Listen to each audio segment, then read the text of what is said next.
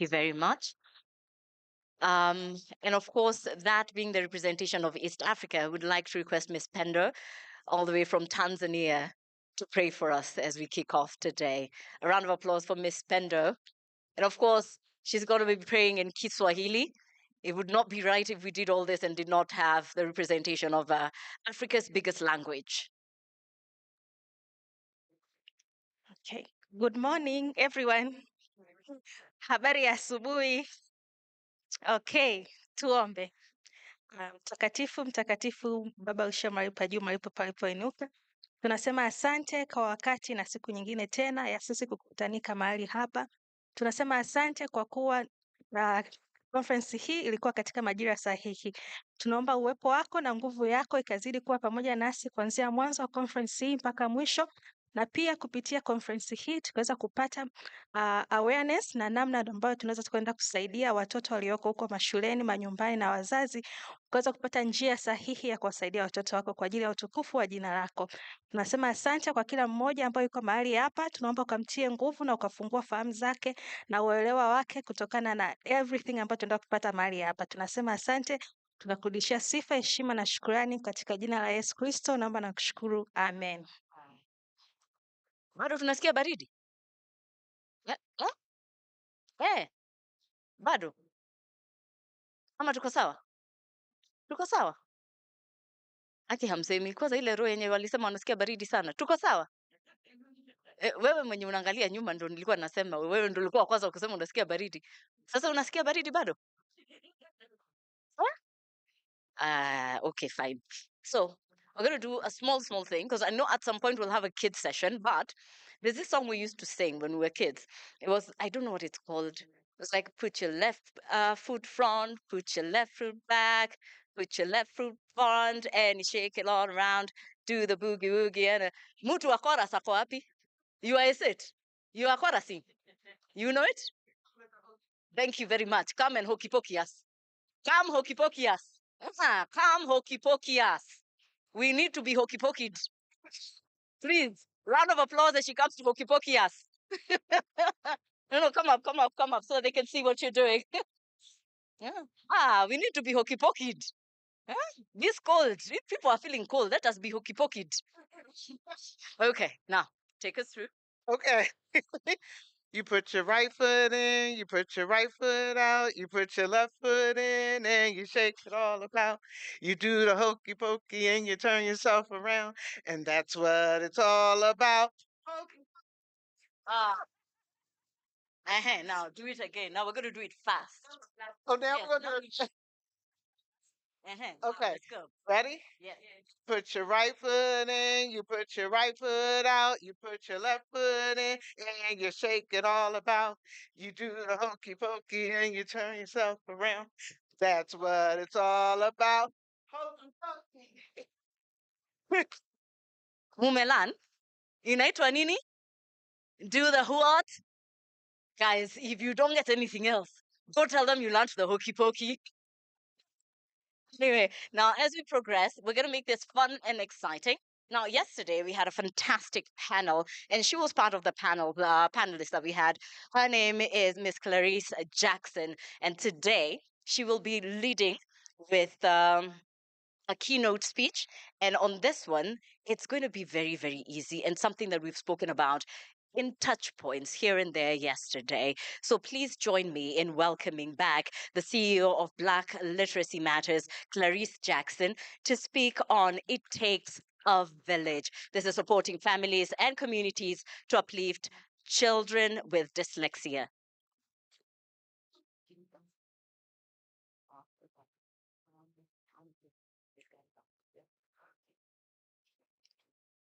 If I can get two gentlemen kindly to help me with the podium. Two gentlemen. Quickly, if I can get the podium up.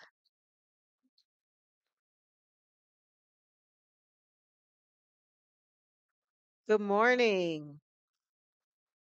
I'm so happy to be here. As I was seeing everybody coming in, I said that you all were looking so beautiful. I know men aren't beautiful, but you get what I'm saying. Everybody looked nice. So this morning, I've had limited time to talk to you all, so I want to get to the important parts. For those of you who don't know who I am Clarice Jackson.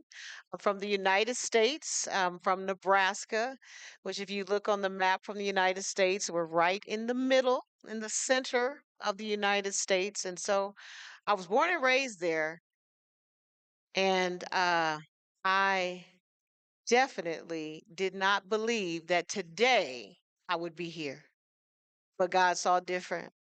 And that story of how I got to this place in my life is due to my personal experience of being a parent. So when we're talking about reclaiming for potential, next slide.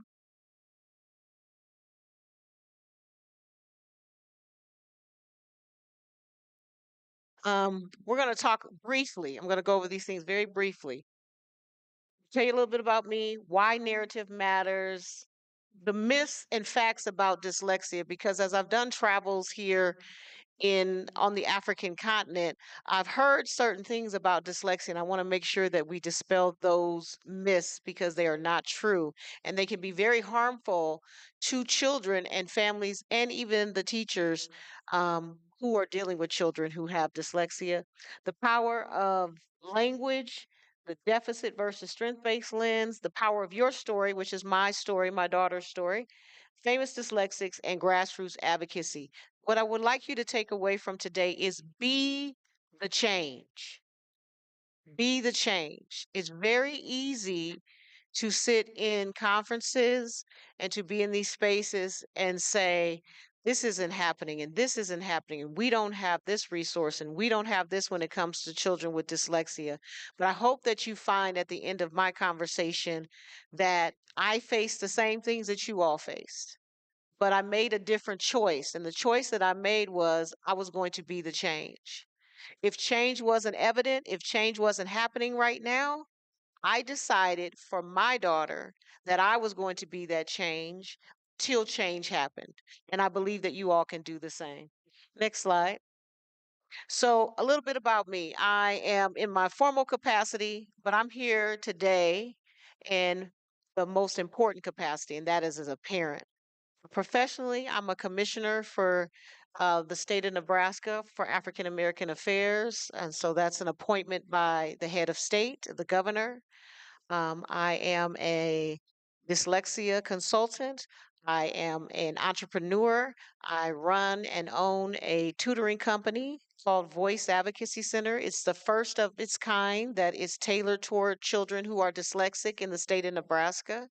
I am on every literacy board in Nebraska, including the Department of Education that you can think of.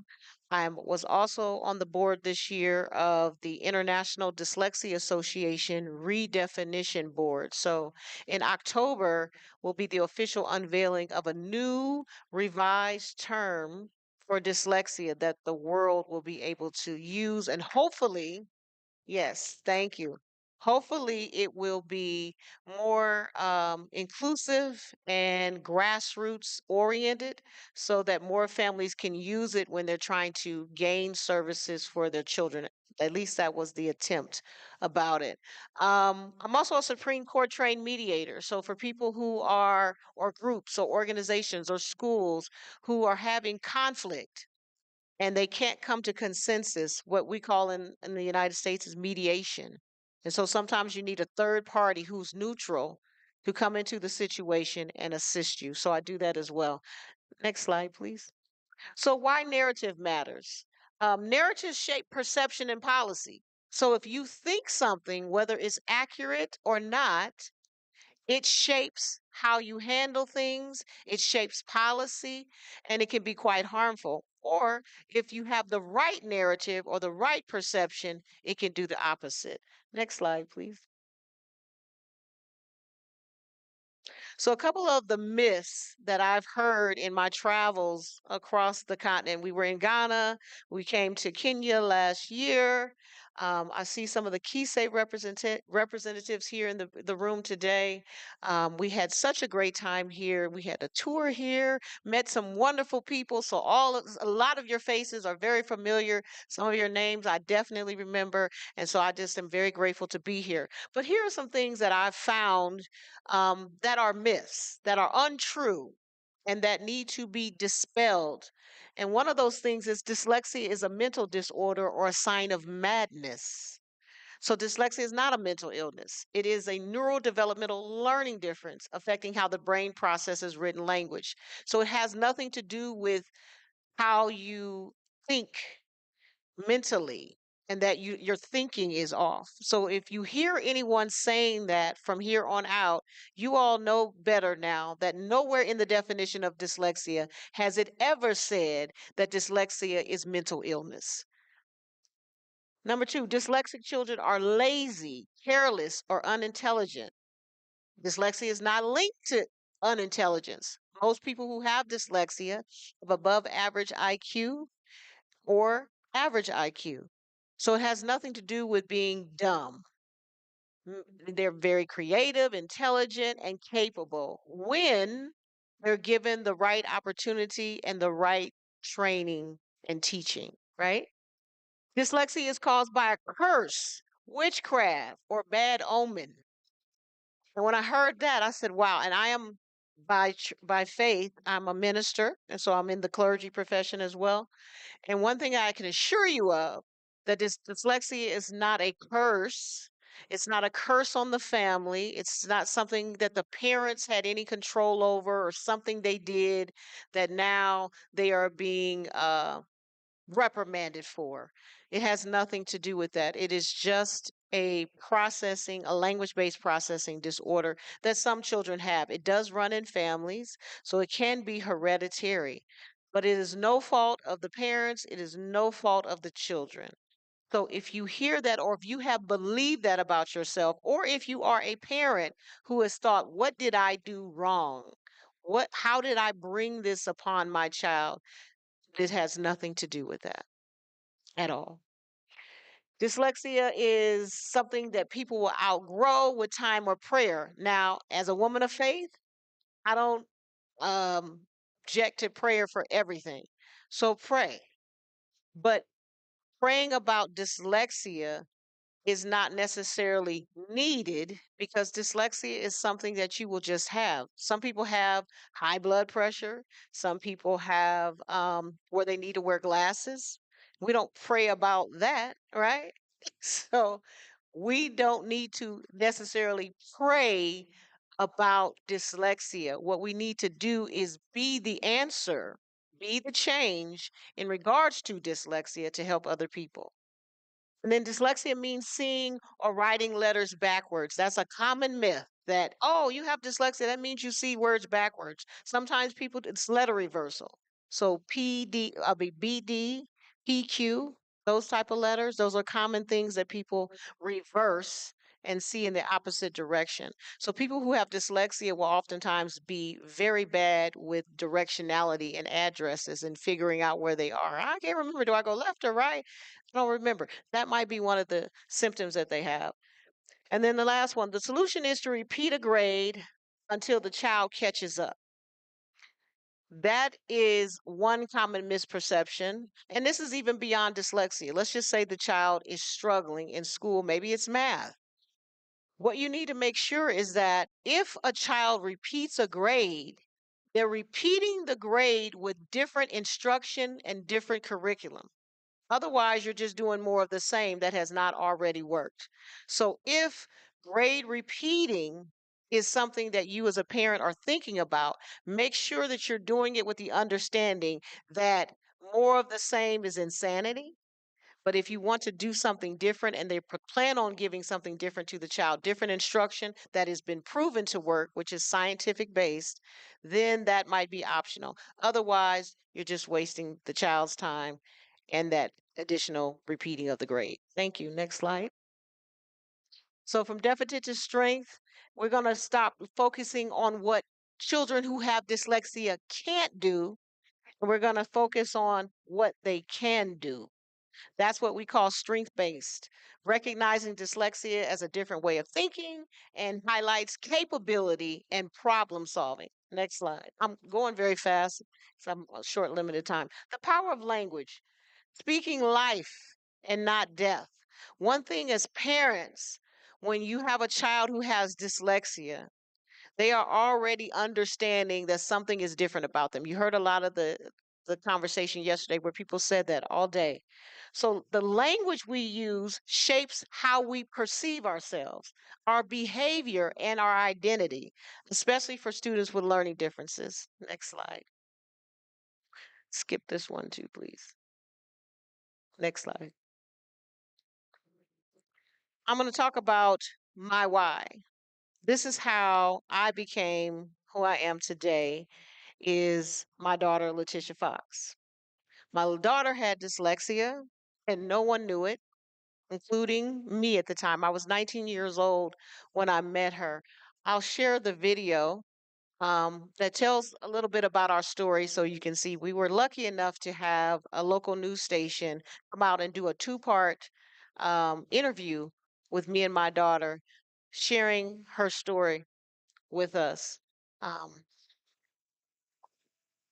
we turn it up some, please. If your child has problems at school, they may be linked to a learning disorder that goes undetected. The Nebraska Public Schools does not recognize dyslexia as a learning disability. Can it be turned up some? The child advocate is determined to change that by changing state law. Her story starts with the rescue of this little girl. Only on 7. KETV News Watch 7's Julie Cornell on a woman's mission to help children escape the trap of dyslexia.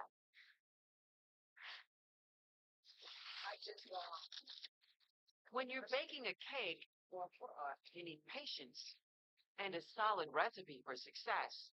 It's the same to nurture a child.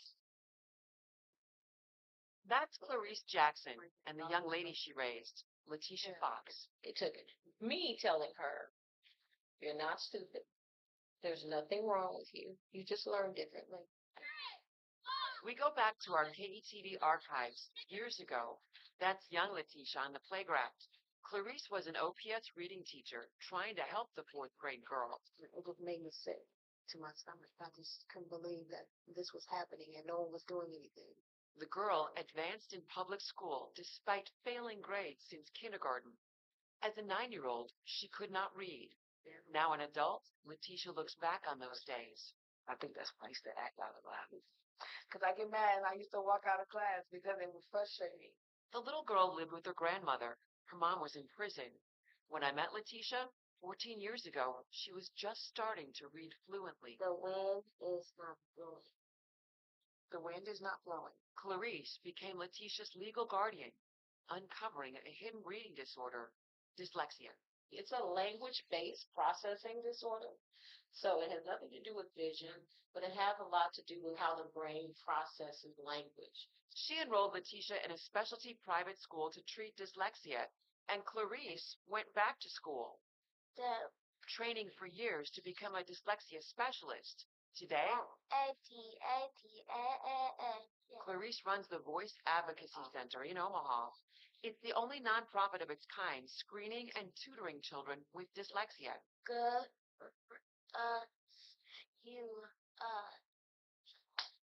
Using a method that uses all the senses to help kids decode words.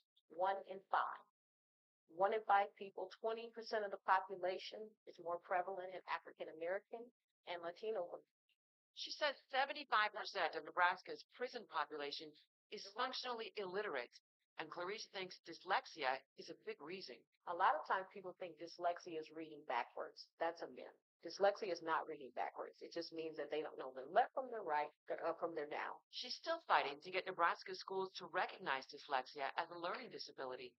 They have one childhood, and we have to catch it when we see it and address it then. Because with the right recipe and the right advocate, Don't give up. children like Letitia Keep reading. Keep trying. can succeed. Read every word you see. Julie Cornell, KETV, News Watch 7.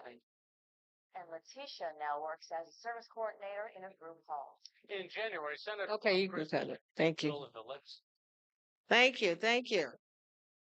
So with my daughter's situation, and as you, I don't know if you could hardly hear it, but I'm not her biological mother, but that is my daughter in every sense of the word that a daughter is. And so I became her legal guardian at 8, and she moved in with me, and I raised her from that point on.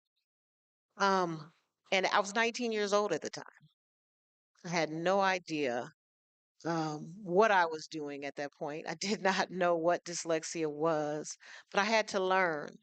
And one of the things that I said in the video is that um, children have one educational window as children to get the best education that they can. Dyslexia and or literacy is so important. Of all the things that a child needs to know when going to school, it's how to read. Reading intersects with everything we do in life. Statistics show that if you cannot read, teen pregnancy increases. If you cannot read, crime increases. If you cannot read, healthcare costs skyrocket. If you cannot read, the majority, especially in the United States, of people in the prison systems, 75 to 85% of all inmates are functionally illiterate because they cannot read. Name anything you do in life that does not involve reading. So, reading is a basic human right. And so, we must carry that type of mentality in respects to reading and put priority on dyslexia, structured literacy training for teachers so that they're coming into classrooms with the tools needed, not just for a dyslexic child, but for every child. And what structured literacy does, it does that. It will address the dyslexic learner and the regular learner in the same time if we do that. Be the change. Can you go to the next slide, please? Thank you. Next one. Yeah, this right here. Be the change in Kenya because grassroots advocacy, which is on the ground, it's not the government, it's not um, school administration, it's not KISE, it is you all on the ground, the parents, even the teachers who may not have the training yet that they need in the classrooms. Until that change happens, what do you do? Because your child's still sitting there struggling. So, what I'm imploring all of you all to do here in Kenya is to be the change until change happens. Grassroots advocacy is one such way. It empowers families and communities to drive change from the ground up. You're still advocating for government, for KISE to change things, for the other departments and ministries to the Ministry of Education to do what they should do in respects to dyslexia. But while you wait, be busy doing something. In Kenya, this means parents, teachers, and local leaders working together in the spirit of Ubuntu. I am because we are. To raise awareness, reduce stigma, and advocacy for structured literacy. How do you do that? You share stories, you mobilize, there's dyslexia specific curriculums that are conducive to parents, where you can form like a parent co-op and begin to work with each other to help teach your children who are dyslexic if the school system is unable to. And teachers receive structured literacy training from the Ministry of Education, from KISE, from universities. But if that's not happening yet, how do you figure out what to do? There are ways to do it. That is what I had to do because that particular TV piece was done in 2002. Dyslexia legislation or recognizing it is just now happening in my hometown, and it just started in 2019. Children don't have time to wait for the manifestation of policies and implementation that may take years. Fast forward. Next one. Next one. Keep going till you get to my daughter's picture. Keep going. Keep going. Again. Here. The reason why I say that, and I'll close with this, if I had waited for my daughter to get the help that she needed, she would have died at 24 years of age, unable to read, write, and spell. And she would have felt like she was stupid, which is what she used to believe about herself. But unfortunately, I'm in a group that no parent wants to be in, where I've lost a child. And I lost my daughter at the age of 24 to gun violence. So on January 24th of 2015, a bullet at a party my daughter attended killed her.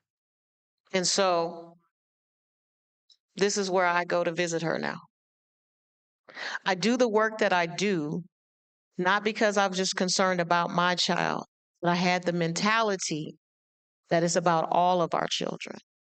And I do this in honor of her because one of her wishes was that all children across the world would get the help that they need concerning dyslexia. Time is of the essence. Do not wait for change. Become the change. Thank you.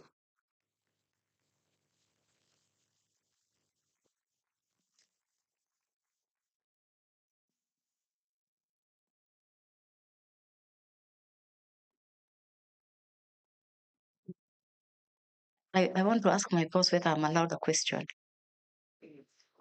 Yeah. Questions? Yeah. Okay. Do you have any questions?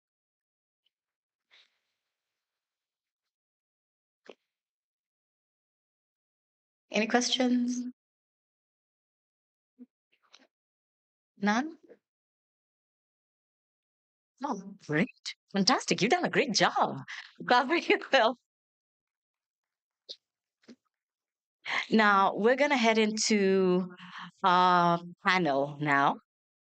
And in this panel, we were supposed to have it yesterday. So you'll notice we've moved a couple of things here and there to just adjust to the way we're moving.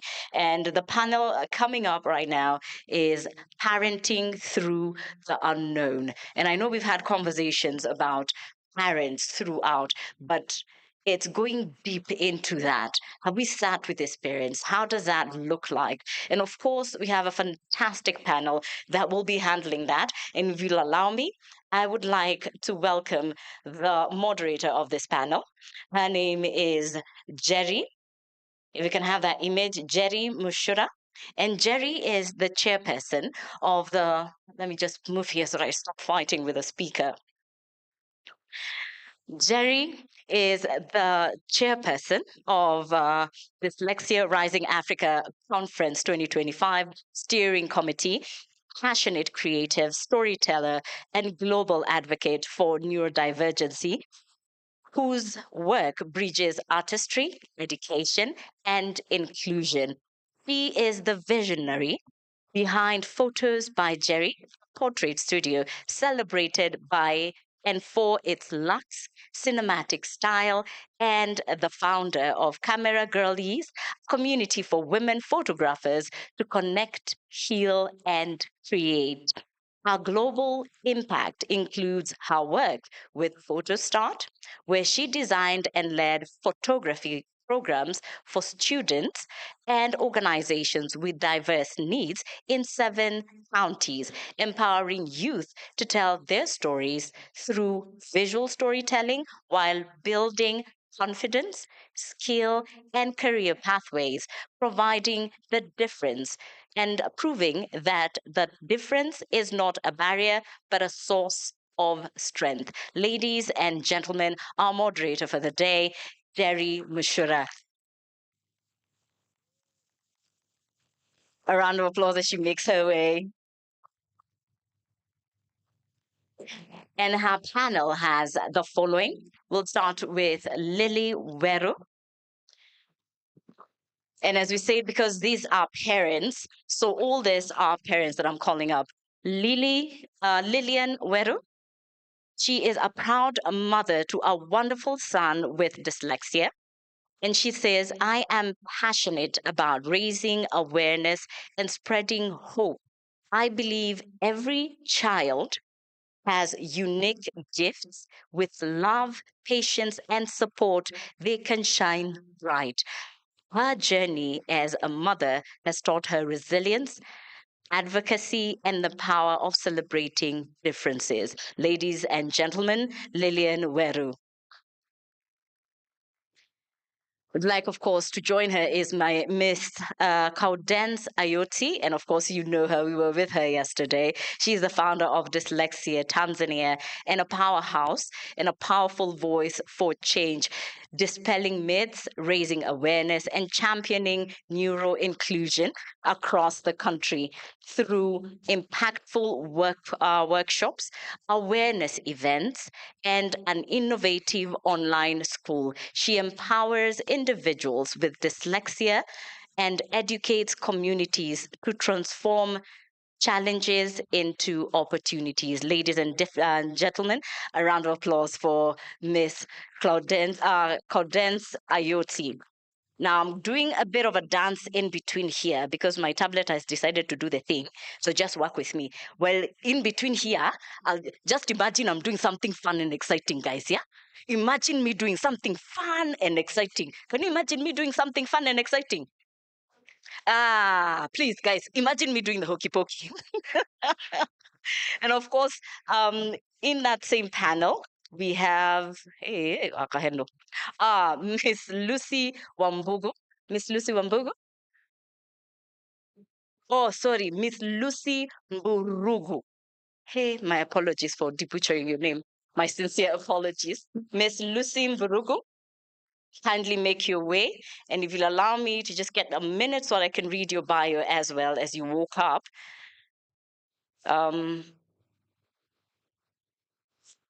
Mtu wa hokey pokey. Who is hokey pokeying with me?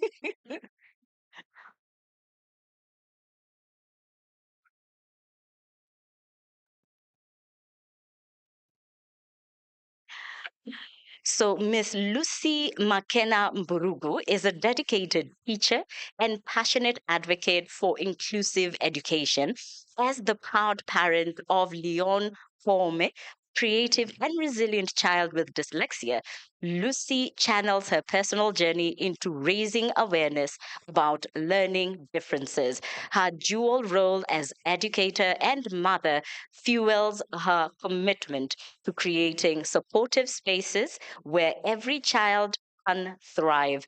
Through the Yaraki Art Center, community engagement, and education outreach, Lucy inspires others to celebrate neurodiversity with empathy and understanding. Ladies and gentlemen, Lucy Mburugu. You have forgiven me for doing the thing. Akinisamehe. Ninaomba msamaha tafadhali. Kabisa kabisa. Aki asanti. And finally, who's our last panelist? Peter Kingori. Now, ladies and gentlemen, Peter Kingori. He is the director training NYS. He has a master's in information systems. High school teacher for over 17 years. He is an administrator in education, both at high school and tertiary institutes. He has attended various courses in administration, and in NYS, NYS is the first disciplined and uniformed service to recruit people enabled differently. Ladies and gentlemen, Peter Kingori. A round of applause as he makes his way.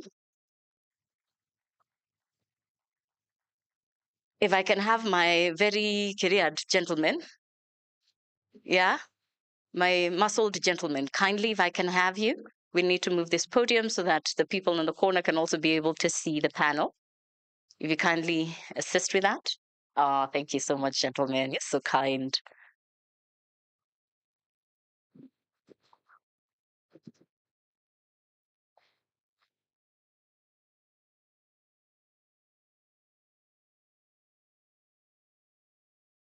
Thank you so much, Cynthia.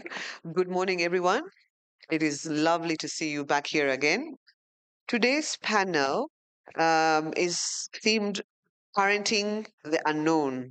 It speaks to the emotional, educational, practical uncertainties parents face when raising a child with dyslexia, especially within the African context where awareness and support systems may be limited. The goal of this panel is to share real experiences, normalize the journey, and empower families with perspective and tools. And it's a good thing that it has come right after Clarice's keynote, where we have heard about, from policymakers, we've heard from, um, government officials, we've heard from curriculum developers. Now it's time to hear from our parents. Welcome. So, my first question would be, how did you know the difference? How did you see it? And how did it stand out for you? Like, how can you share how you discovered that your child had dyslexia? I think everyone can answer that one. Okay. Good morning. How I discovered my child was dyslexic is I'm a teacher by profession. So when you give birth to a child with a bit of difficulties, so I ended up doing a cesarean section, an emergency cesarean section. So with that, definitely as a mother, you're like, probably, I don't know, because I had prolonged labor. So, but you're like, okay, fine, the child is okay. So let's wait. So at 4 years is when my child started speaking, and speaking is the baby language. You know how the babies talk, like when they start beginning to talk, and I'm like, oh yeah, the milestones are a bit the speech is. He had speech, yes, because he could say mom and dad and all, and a few maybe words, but not sentences. At 4 years, a child speaks and they can connect sentences, a little bit of sentences, but mine was lagging behind. So I knew something was wrong because he used to prefer not to speak. He'd prefer to use maybe I want this, or maybe pull you, take me somewhere, like that. At the age of 7 years, we decided to take him to an assessment. And the reason behind that is because he went to school at 2.5 years. The reason why we decided he go to school at 2.5 years was because we thought maybe when he mingles with his peers, probably he's going to gain some few words and understand what is going on. But unfortunately, that did not happen. So he had, in our system, we have playgroup. Now it's no longer there. So we had playgroup, PP1, then PP2. So that one lasts maybe at 5 years. That's when they go to grade 1. But for him, he retained an extra year because he could not read, he could not do basics, like he couldn't do the sounds, the AB, he couldn't do the ABCs, he couldn't write his name. The only thing he used to do was scribble things. He used to write really tiny circles, and yeah, that the work is done. So when he was going now to grade 1, that is class 7, and that is where Clarissa has talked about.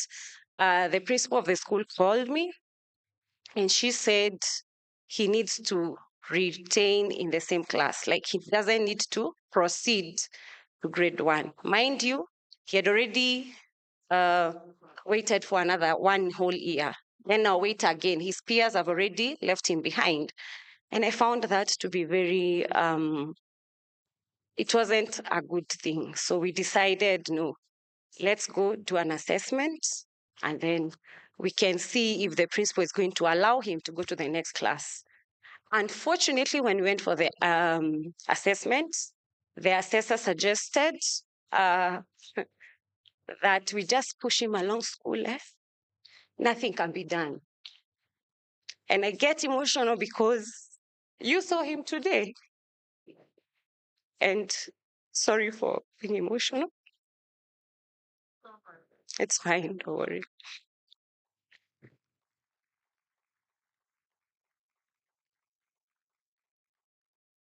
Okay, so that's what we did. And then when he was 11, we met someone through the media, and he was done the second assessment, and he's thriving today. Yes. And sorry, he's thriving today because of Bloom CEO, and I'm so grateful to her, because if it's not for her, I don't know. So thank you.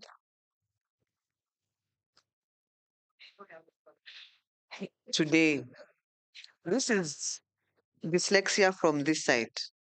Yeah. So we are going to hold space. Yes, Miss Collins. I know it is also.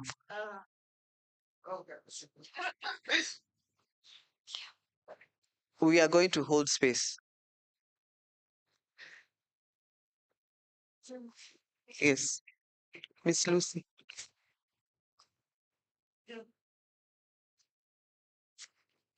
Hello.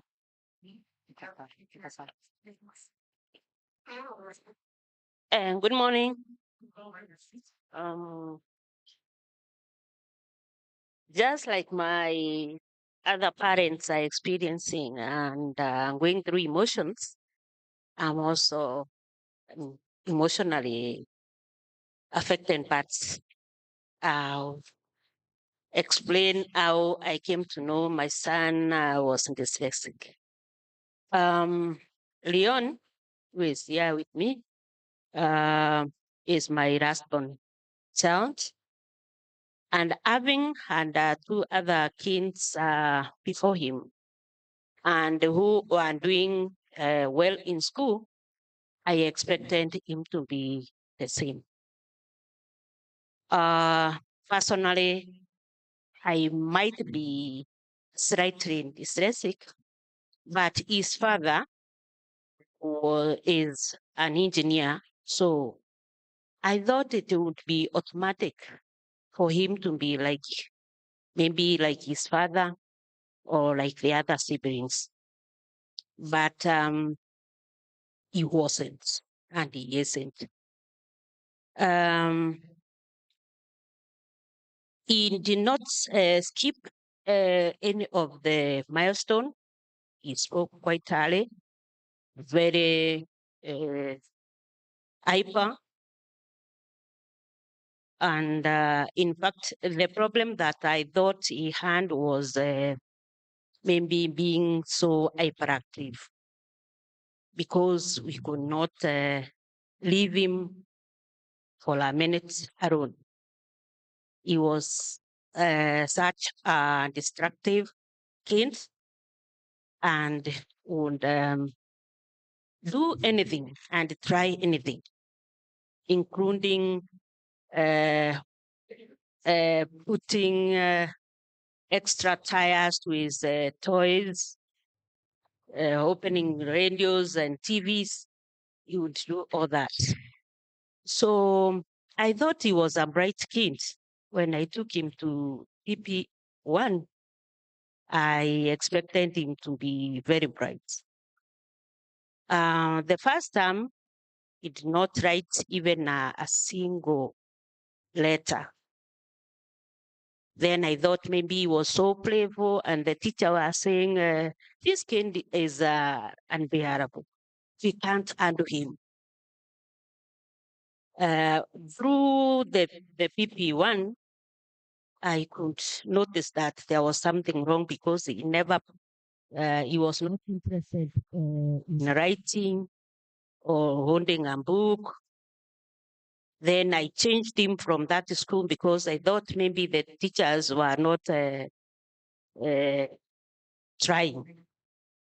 I moved him to a new school that was opening. And there, all he did was cut and playing toys, watching cartoons. Then the second year was over. He had not his name, no one know how to write the alphabet. So the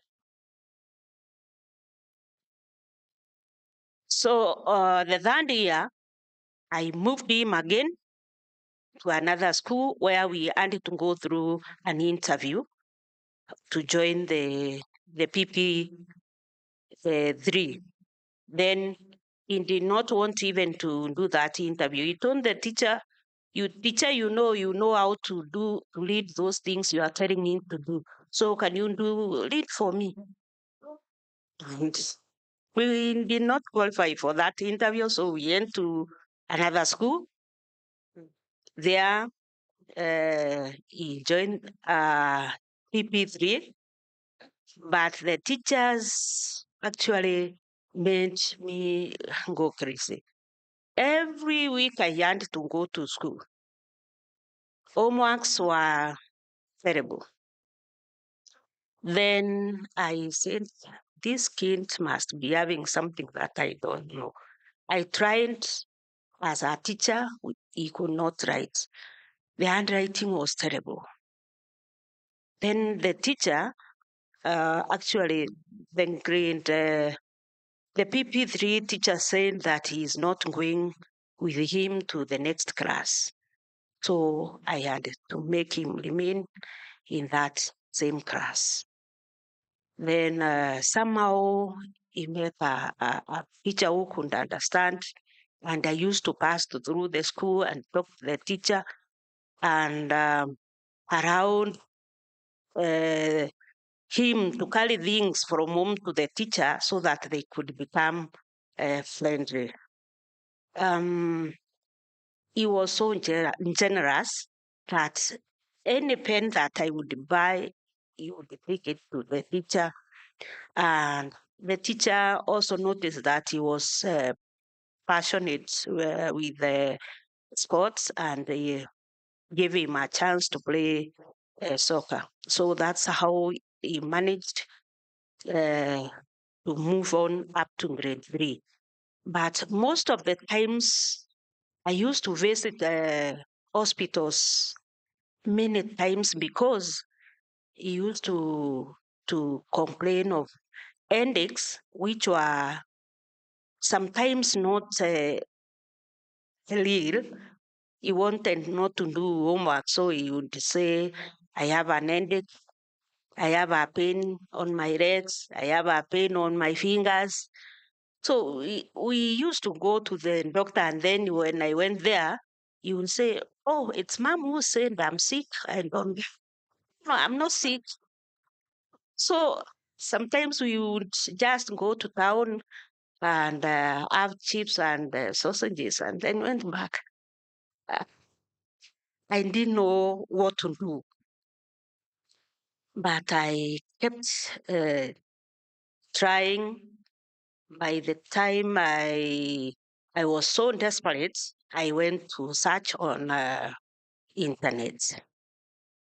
Then I found the one dyslexia when he was in grade 4, and he could not write the compositions. So I asked some people, and they said, hey, your child might be having a mental issue. So I didn't want to accept that.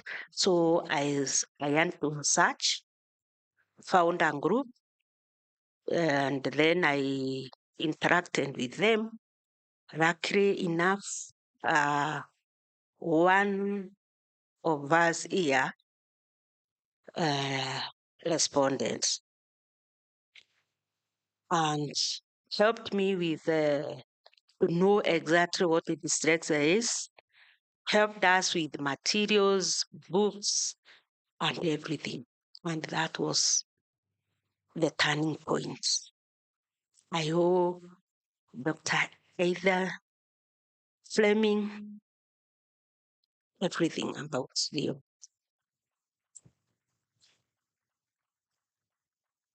She introduced us to many organizations, including Black Literacy, NESI, and others. That is when now I got interested, learn how to teach, helped Leon. He could read and write, though not. I can't compare him with the rest. He is quite is quite okay. He can read, he can comprehend, he can do a few other things. He is sports, he is in sports, he's a good driver, and he can do many other things. So I'm happy and I'm a proud mother to him. So I thank Broom because we've talked and I understand and she understands who we are and what we are doing. So that's why I have started Yaraki Center to create awareness in Meru, where I come from, to include children who are dyslexic in drawing as they express themselves, and also let people in Meru know, despite the fact that they were saying I was exposing my child in social media and maybe causing more harm, they will know that it is not an harm, it's something that will work forever. I owe you all my gratitude. Thank you. Thank you so much. Thank you so, so much. Mr. Peter, how did you find out? And thank you so much for being the representation of the fathers on the panel. Thank you. Good morning. My name, as you have heard, is Peter Kingori, a father, a husband, a teacher, and also an administrator. You have asked, how did I come to know that my daughter is dyslexic? I want to say this, that our daughter is what we call the acting lastborn. I have one of those ones as well. When we say she is the acting lastborn, the difference in age between her and her siblings, they're about 13 years apart. So when she came to the world, everybody wanted to be part of her. But one thing we observed when she was born, she could not feel pain. And we used to wonder, what's wrong with this kid? You take her to hospital for an injection, she'll watch the doctors, the injection is being done. You are flinching, she's not flinching. And we started wondering, is this kid normal? At age of 4, we enrolled her in a school. And the teacher said, your kid cannot be taught. Unfortunately, it happens that I and my wife, and it is within the hall, you can please stand up and wave at the people. Both of us happen to be teachers. So as a teacher, when you're told that your kid cannot be taught, what does that tell you? And you start wondering, ni makosa niliadhibu watoto wa wenyewe, ndio na mimi nalipwa makosa haya? Whose claims are we paying for? So the first school we go, the kid cannot learn, she cannot write, and she's there. We go to the next school, we admitted. The struggle now starts. She cannot write, she cannot read anything. But somehow, because it was a private school, they could cover for her. And therefore, we could never realize that this kid is struggling. But at home, when you tell her to do something in writing or reading, there will always be an excuse why that cannot be done. But by that time, we had this school that we have thought of taking our daughter. As parents, we have what we call dream schools. You'd like your daughter to go in this school.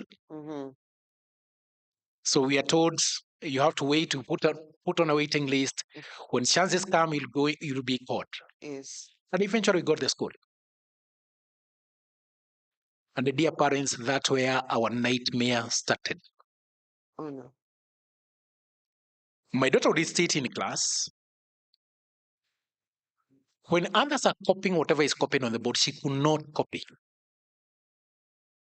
And as a punishment, when the rest of the kids are going out to play, she would be retained in class to copy whatever has been copied.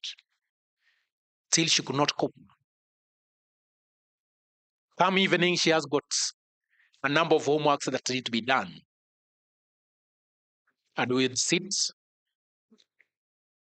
This is a 5 years old kid you are sitting with, up to 11, she has not completed the homework. As a teacher, it becomes very frustrating. The most of mathematics teacher. Mwalimu wa maths. And it became a fight. For us, we are feeling this kid is being lazy, she's uncooperative. But being the man I'm in the house, I would actually end up fighting. The other sister would actually look at me, and actually, when I start fighting with the sister, should walk out. Then one evening, at around 11:30, I'm so frustrated, and I decided to take it out on her. Then the sister texted me from, she had already gone to the bedroom because she could not bear it. She texted me and asked me, Dad, have you ever thought that Deisha would be dyslexic? That's the first time I'm hearing the word.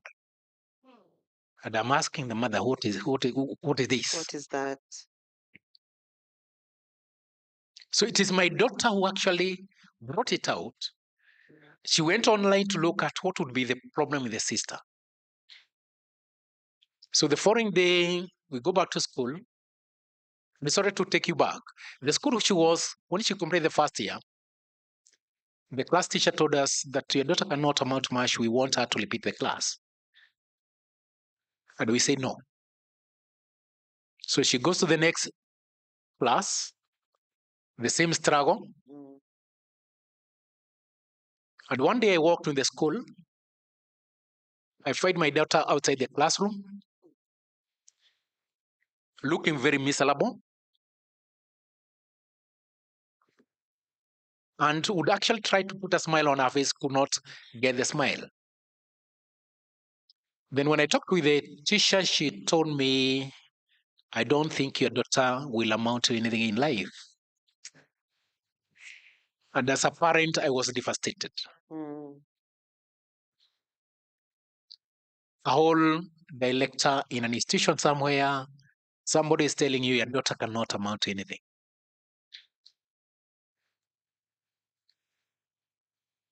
Luckily, the same person referred us to an institution where we found a lady seated in this room. We gave her our story. She did the assessment. I told us, your daughter doesn't have a problem. You are the people who have a problem.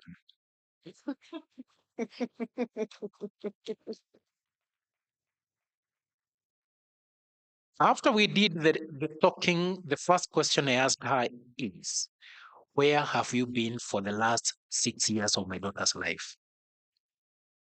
So please, ladies and gentlemen, let us appreciate Madam Esther. She gave us a lifeline as a family. This girl joined the school where Madam Esther was then. And a day down the line, Madam Esther calls me and tells me this. Baba Deisha, your daughter is fine for the vice president of the school, but please, we want you to talk to her so that she is prepared. In case she doesn't get the position, she doesn't. And we are wondering, the kid we are told cannot amount to anything. She's fighting for president of a school. You know, this is, for us, we cannot actually relate the two. Interesting enough, she fought for the position, she did the campaigns, and she got the position of the vice president of the school. Interesting enough, she even had an acceptance speech. Okay. And I was asking Madam Esther, are you the one who prepared the speech for her? She says, no.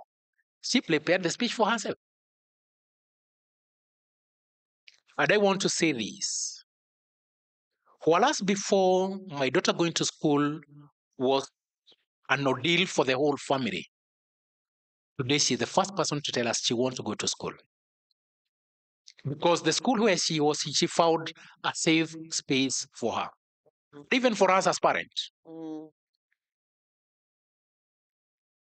And therefore, I say, if we can actually have a safe environment for our kids, our children, they can actually be able to thrive.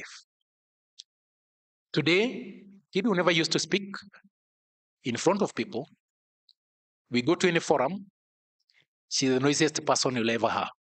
Sometimes you want to tell her to keep quiet, but there is no way you can tell her to keep quiet because she'll find a way of speaking out her mind. That is, she's one person you cannot put down, she'll speak her mind. Mm. That's my story. Thank you. Well, hey, the journey. We are just beginning. Yes. Now, before you answer, I want you to add another one on your. So, how did you find out your child was dyslexic? And what is that emotional roller coaster? Because I want you to finish that, then we can enter the next question. And what was? That roller coaster Yes. that you were on when you found out Yes. to now. Yes. Good morning, everyone. I'm not crying. I got this. Okay, so my story is actually very emotional. That's why when she was speaking, I connected because I have tried. I've gone through what she's gone through. So when my son was 9 days old, he got sick. I am lucky to have a husband who is supportive. Thank you. Many of them, when they discover your son has an issue, your daughter has an issue, they want happiness, they leave you as a mother to struggle alone with your child. Because when a child has an issue, he abruptly becomes the mother's child. At least that's what I'm used to in the environment I come from. So my husband is different. He stood by me. So at 9 days old, my son, who breastfed at 5 p.m., started behaving like he's not having any strength. You can imagine a small baby, and I was deep asleep. So my husband calls me, Mommy, I think there's a problem with this boy. I'm like, what? So we rushed him to hospital. First hospital said, no, we can't handle this. So driving even from here to the back of the hall when your son is struggling to breathe at 9 days old was difficult for everyone. We rushed. We were lucky to get a hospital which accepted him, but it also took time to even put him on a machine. So when he's in NICU is a neonatal intensive care unit. He's in that unit for 13 days. The doctor says, Mom, when your son starts going to school, take him to Jaffrey Academy. This is a school that has a special needs section. That was very early. I didn't even think of school. Oh, my son is fine. We are leaving hospital. Now, when time came for him to join school, I put him in that school. I didn't know what he meant. But apparently, when a child gets sick at that point, and he had sepsis, for those of you who know sepsis, which they didn't know what caused that. So I was lucky I took him there in that school. And in that school, my son was obviously doing fine. I was getting a good report. He's a good swimmer, It's a Cambridge system, so they have the facilities. He's a good swimmer. Every good report, improvement, areas of improvement. So we went on and on until it got to a point where I was going to class 1. So one of the teachers, she started complaining. Can't do this, can't do this. Now the report changed. Everything was now all negative. And it reached a point I'm not even able to go to get his report because there's nothing he can do. Can't. But at home, I can see the things he's doing. So I got disturbed. I started looking for solutions for him, trying to teach him at home, but I also could realize there's something amiss. We agree 1 + 1 is 2. 10 minutes later, this is a strange concept.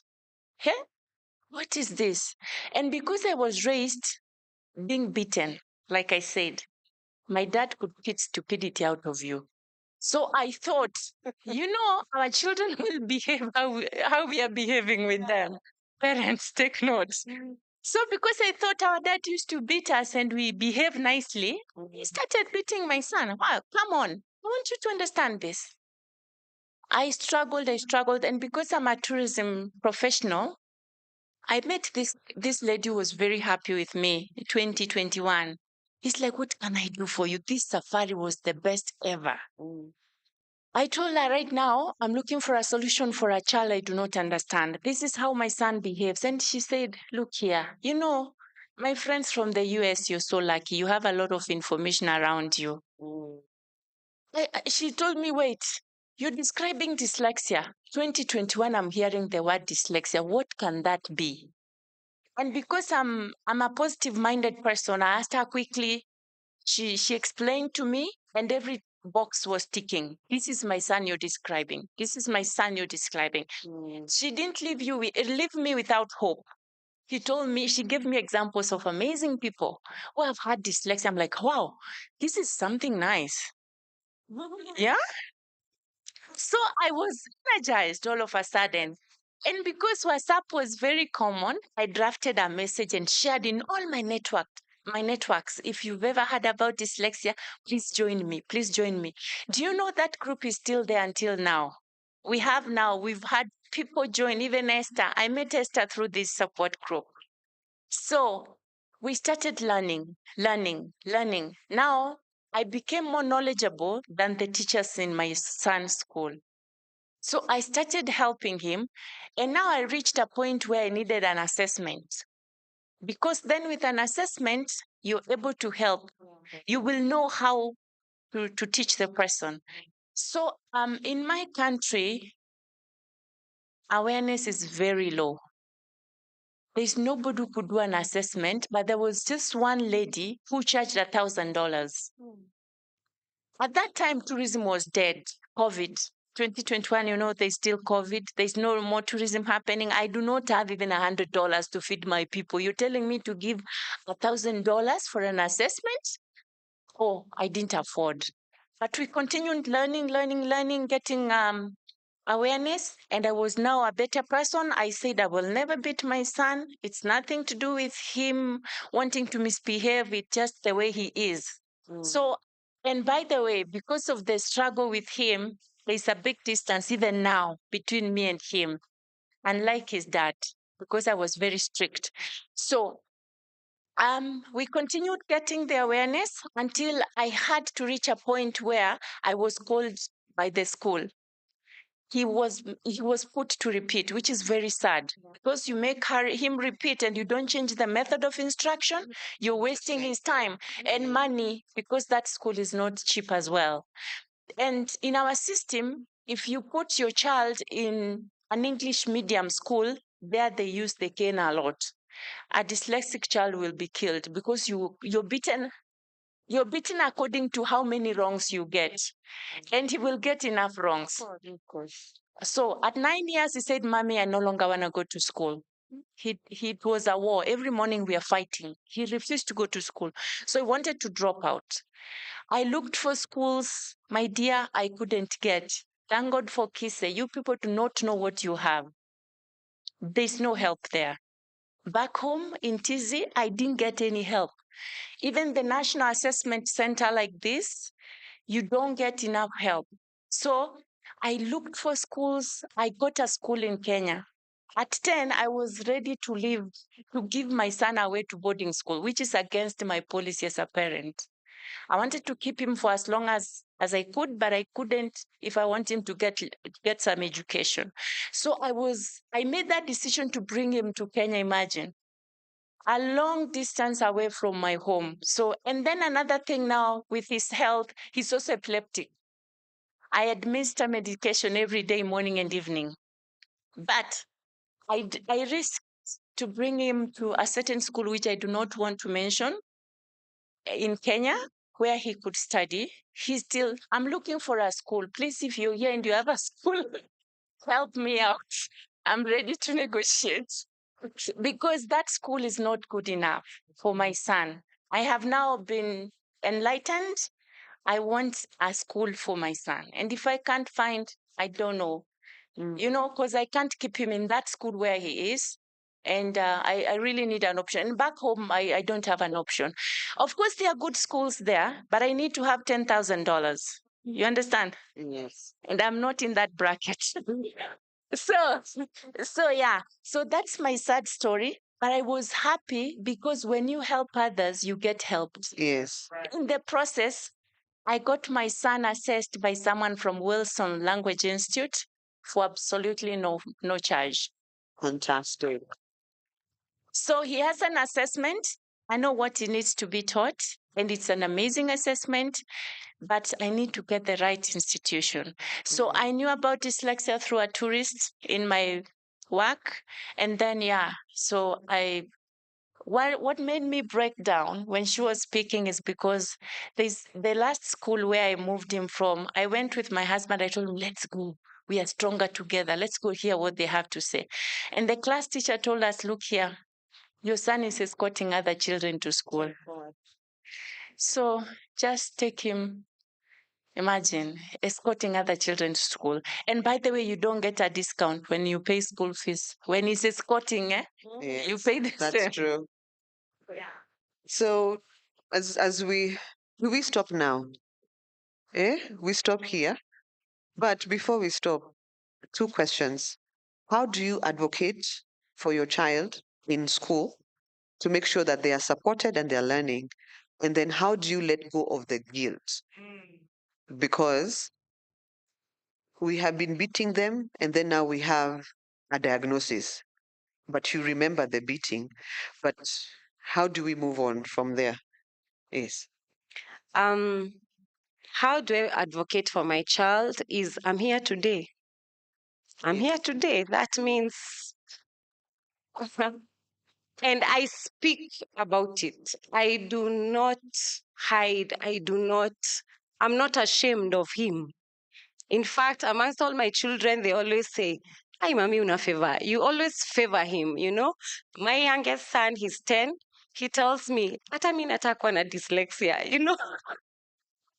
The reason because when my son went to the school that Mr. Peter, we're in the same school, we are parents in the same school, was talking about, he could not write, he could not read, he could not do much.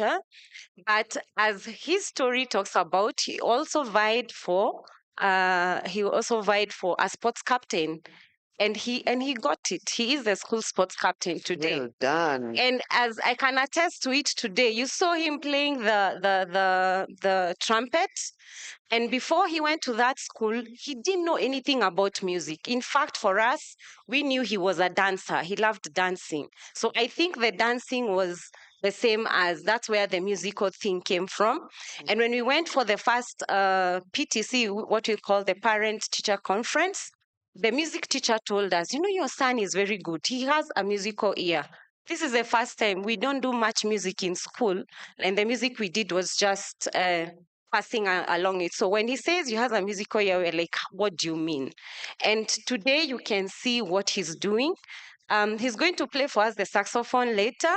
And he has had that saxophone, believe you me, for only 5 months and not taught by anyone. The teacher can attest to that. So, yeah, the guilt is a lot, but I thank God because we overcame that and we are moving on. And I provide for him everything he needs. I forgo so much for him to thrive. One thing my husband told me one time, what will we ever do with our son? That time now when he was in the other school, what are we ever going to do? What is he going to amount to? Do you know we are going to live with this boy forever in our lives? That's what he told me. But today, he speaks so highly of him when he sees him in such a forum performing. So thank you very much, and let's continue advocating for our children. Okay, so the guilt, Yes. I changed. When you show love, people will show love back. I stopped ever beating him. I talk to him and I do the reward system. Whatever he likes to do, whatever he's able to do, I'm like, so he loves it. And he knows mommy loves me. So I stopped. I had to change as a parent. I make sure I learn as much as I can. Because even in this conference, believe you me, there are things I have unlearned. You know, the things I have unlearned. I didn't know the speech to text cannot work for us Africans with a strong accent like mine, you know?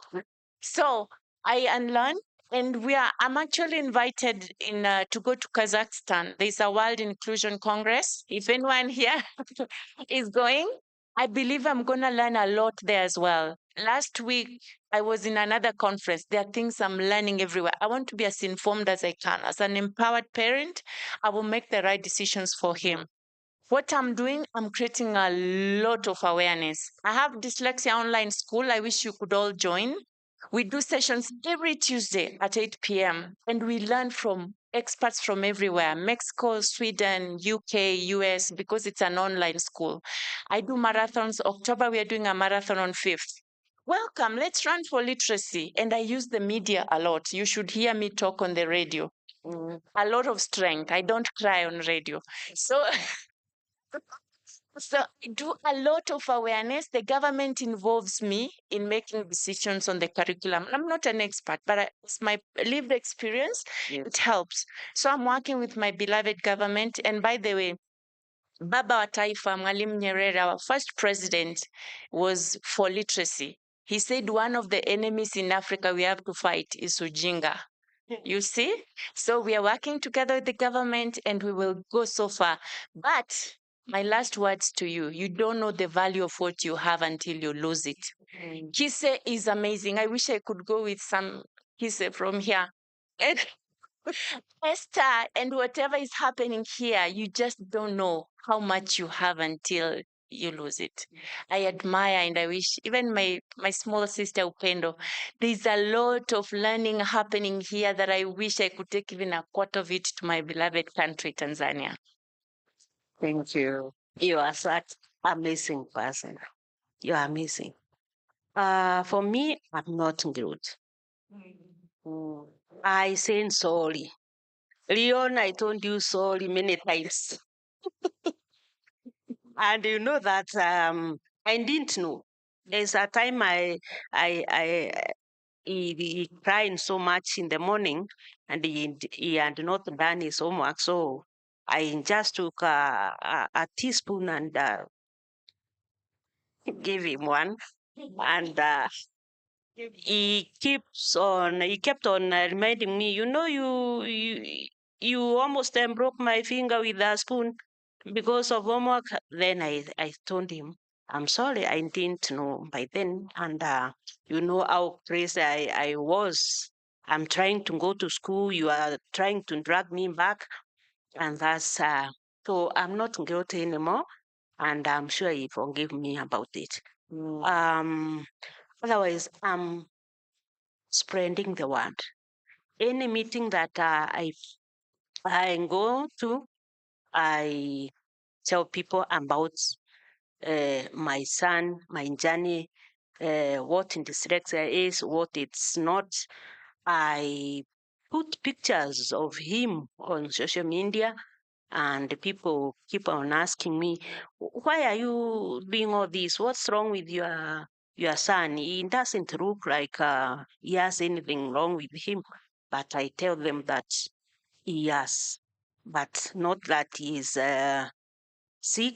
He is not sick. He is not, he doesn't have a mental challenge. He has a learning difference. So that's how we are going about it.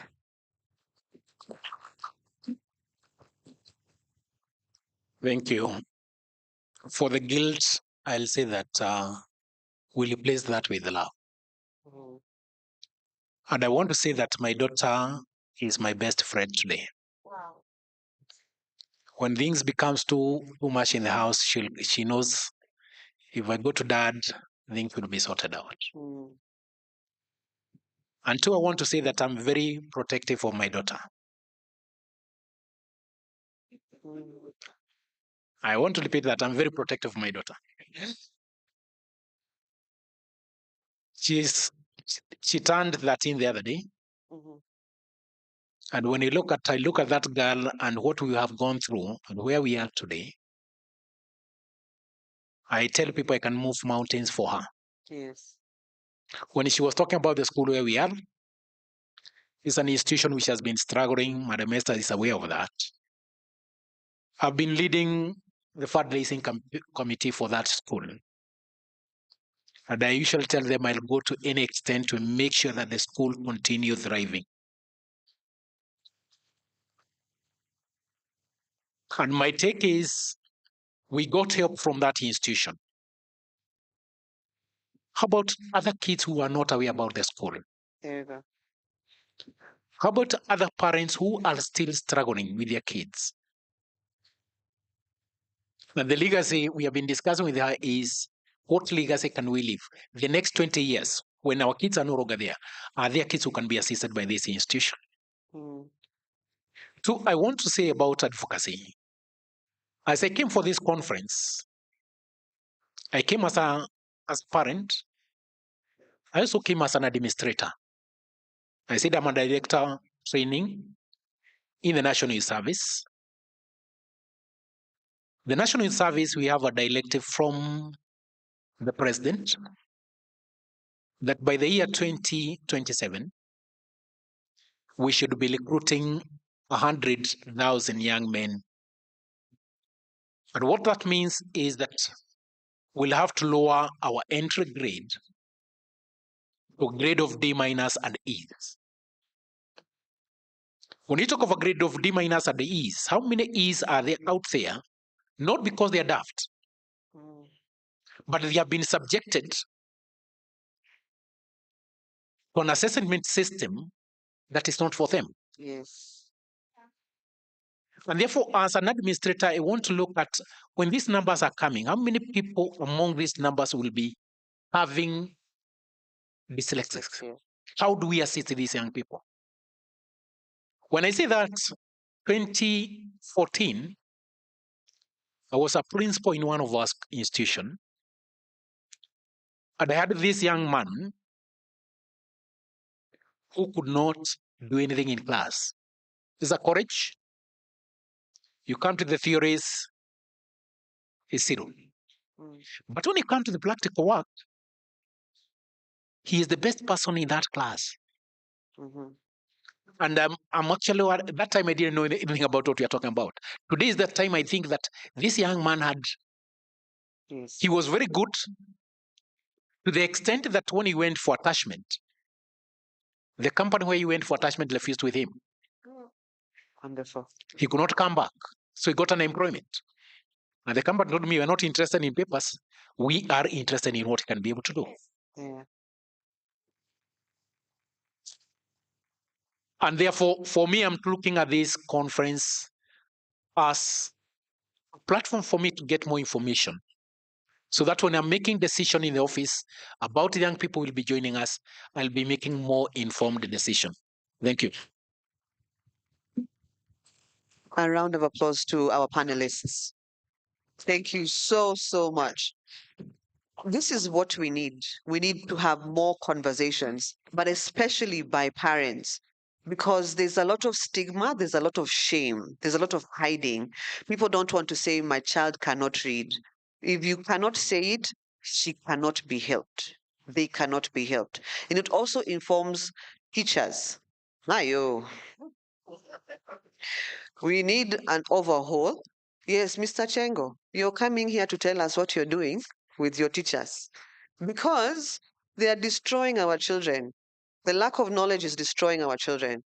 So from here, we don't stop the conversation from here. We continue over and over. And I thank you so much, parents here and in the crowd, for your advocacy, for just continuing and pushing for awareness. So thank you very much and have a great rest of your day.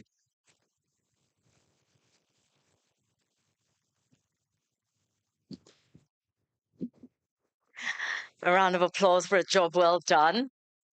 And as they said, when teachers know better,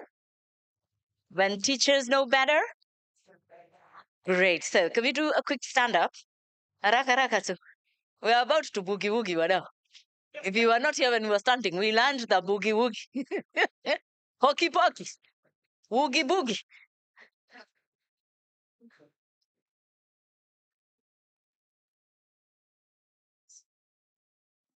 Okay, so this is going to be very, very easy, right?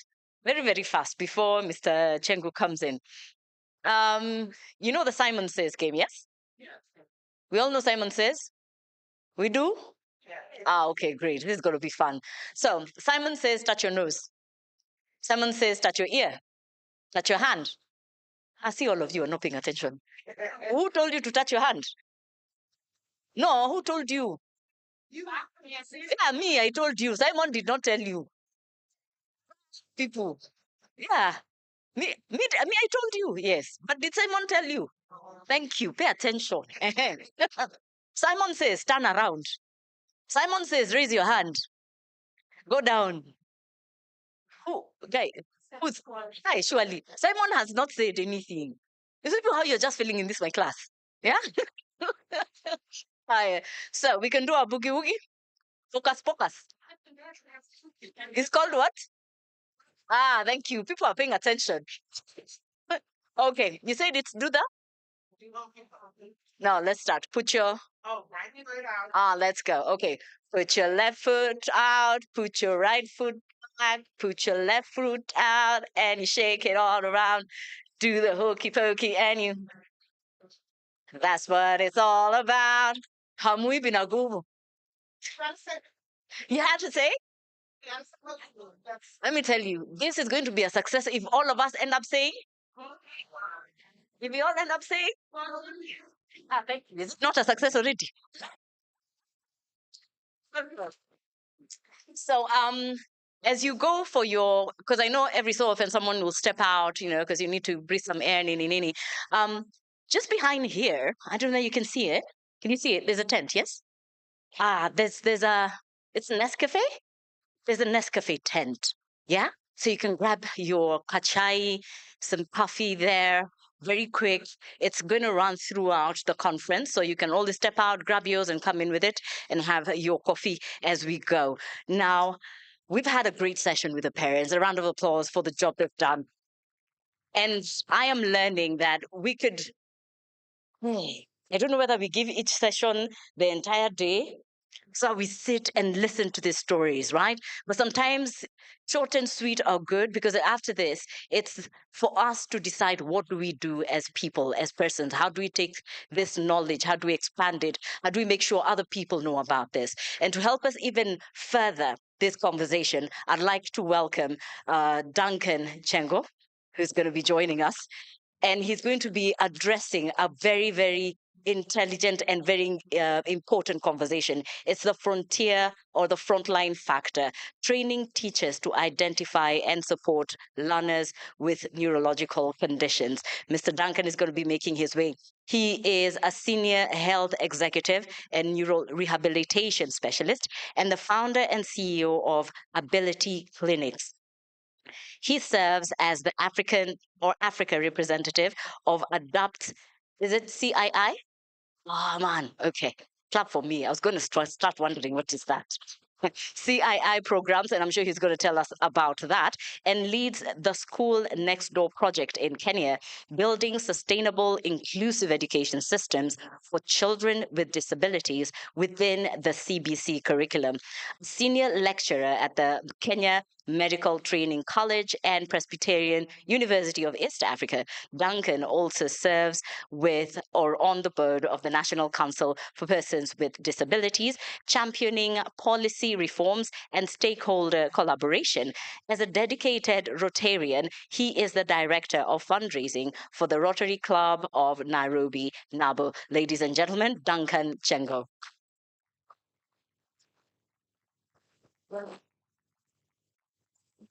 Okay. My muscles. Where are my muscles? Jesus. Mr. Muscles. Hey, TikTok imefanya ile kitu. Mr. Muscles, if you could kindly assist me with the podium. Here you go.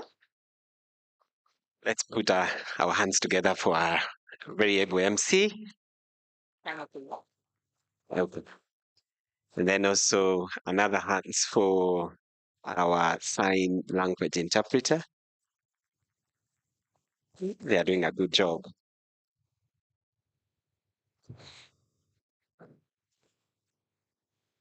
Allow me to make 2 disclaimers.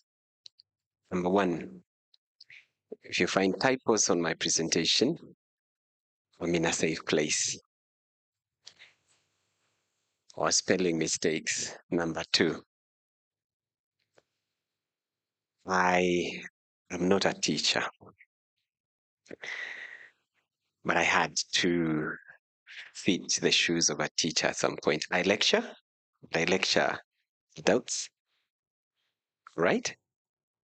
And intellectuals at some point. Medical school is good brains. Okay? So, I have cried today. Yesterday, I attempted to cry. But the challenge is when I cry, my tears go inside. They don't come out. So, I'm privileged to be here with you today. I'm not going to repeat. My bio has been said. I work for this company, but I'm the exiting CEO. I'll be leaving by the end of next month. And I've been serving here for the last 8 years. I had no intention whatsoever to open this company, but I used to work for the Nairobi hospital at the pediatric unit. And there was need to find an ICU because we used to keep children in the adult critical care unit. And in 2010, we founded the first neonatal critical care unit in Kenya.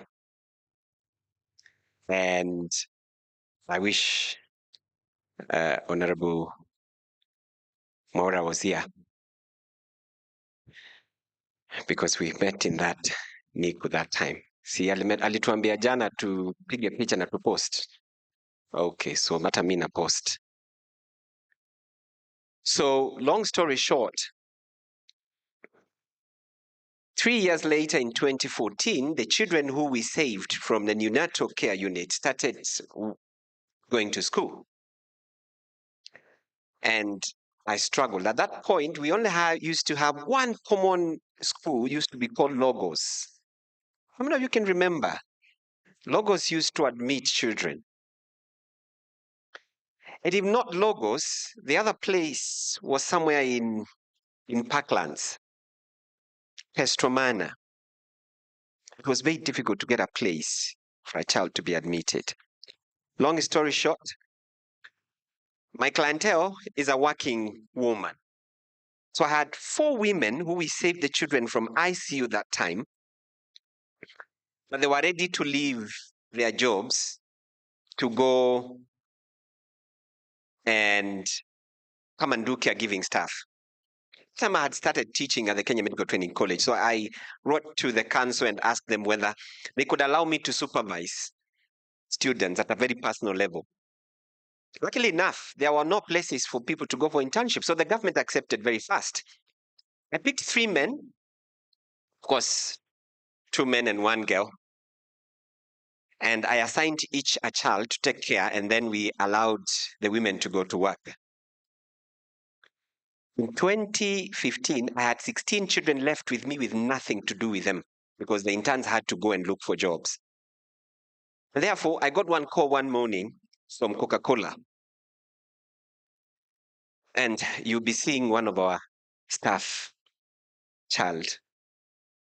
Where is your office? We want to come and see you. Huh?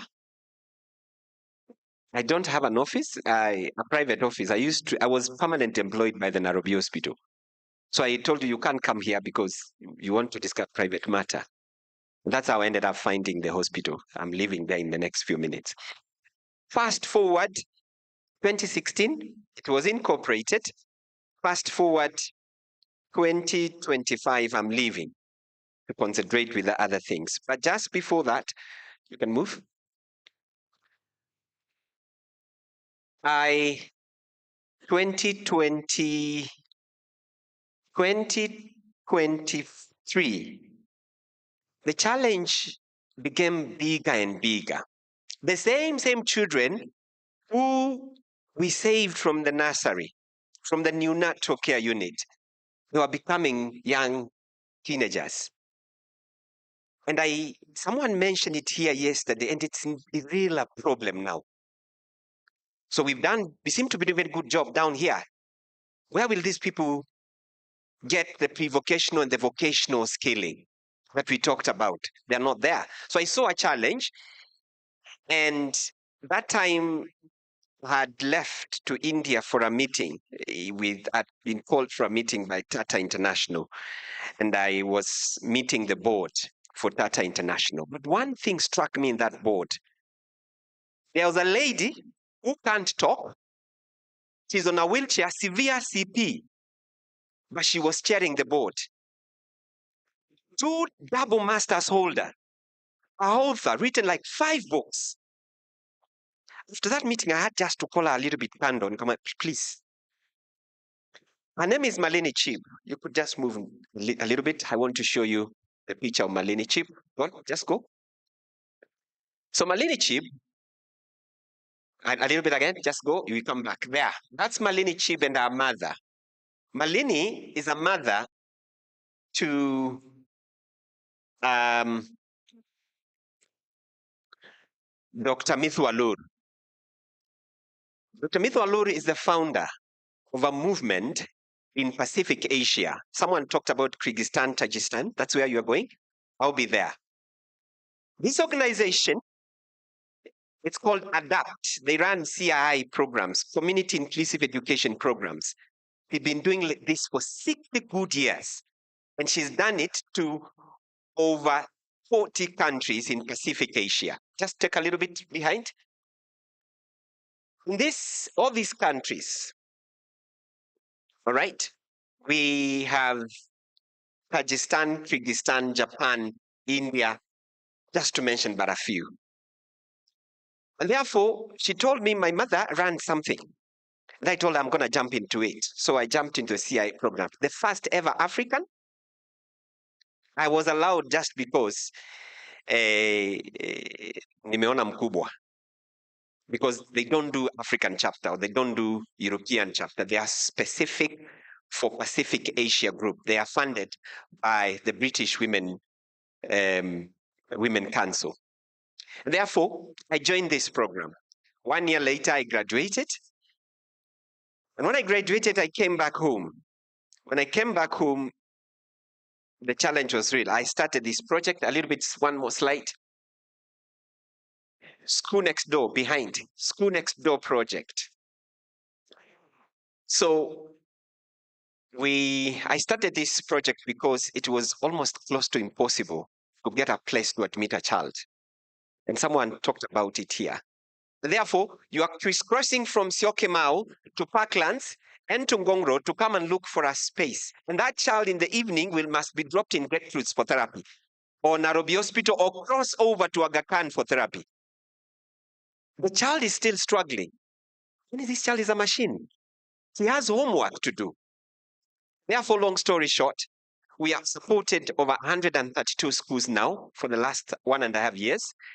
And last week, I reached 3,006 teachers.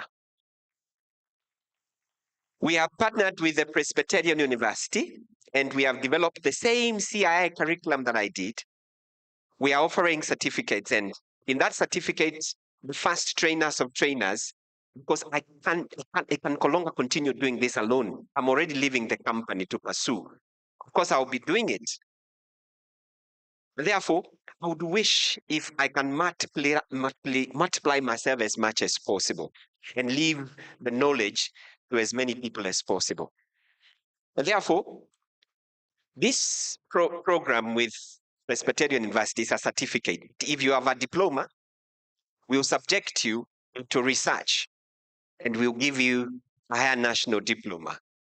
If you have a bachelor's, we'll subject you into a very serious research, and then it will become professional master's program. It's a well strategized program. And that's all about School Next Door project. You can move. And therefore,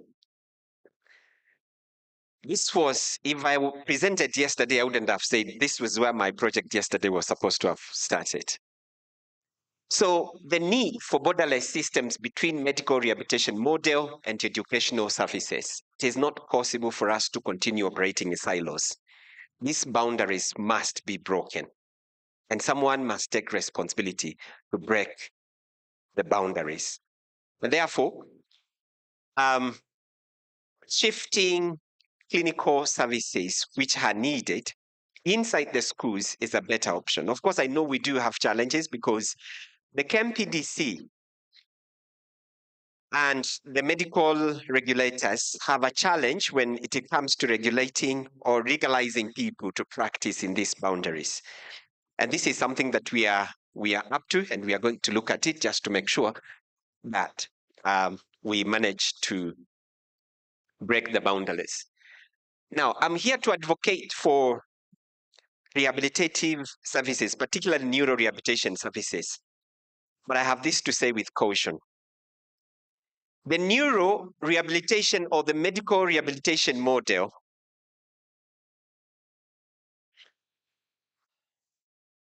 has become the conduit for stigma, where we want to fix these children. They must be fixed because there's something really, really wrong with them. And as we are advocating for boundaryless systems between education and clinical practice, it's also very important that we note we don't transform the medical model to be conduit through which we are going to hurt the children who we purport to be protecting. And therefore, I want to talk a little bit about the medical model, because you need to understand the medical model of managing disability for you to be able to be with me together. It views, a little bit behind, the medical model views persons struggling in many areas as people who will not climb stairs. They have special needs. These are the languages, terminologies that we use. They cannot walk. Therefore, I found myself in some situation as I ran School Next Door project where I must take a parent aside to convince a parent that you don't need a child to walk, go to school. You don't need a child to toilet to go to school. You don't need a child to speak or to be verbally expressive to go to school. In my practice, I own 2 licenses. I am a speech and language pathologist, and I'm an occupational therapist. All of them have come purely by coincidences. But as much as I advocate for rehabilitation services, you need to be very careful to change your mind so that you don't hurt what we purport to be protecting. As opposed to this, therefore, I want to introduce to you what we call the social model of managing disability. The social model is the most interesting model, the most convenient model that we should be talking about. While the medical model says we must fix them, the medical model or the social model thinks that the children cannot access education because the schools have stairs and there are no ramps. There's the reason why the children will not go to school, but the children will not go to school because they are not walking. This model in accessible building and houses is the disabled part of this child.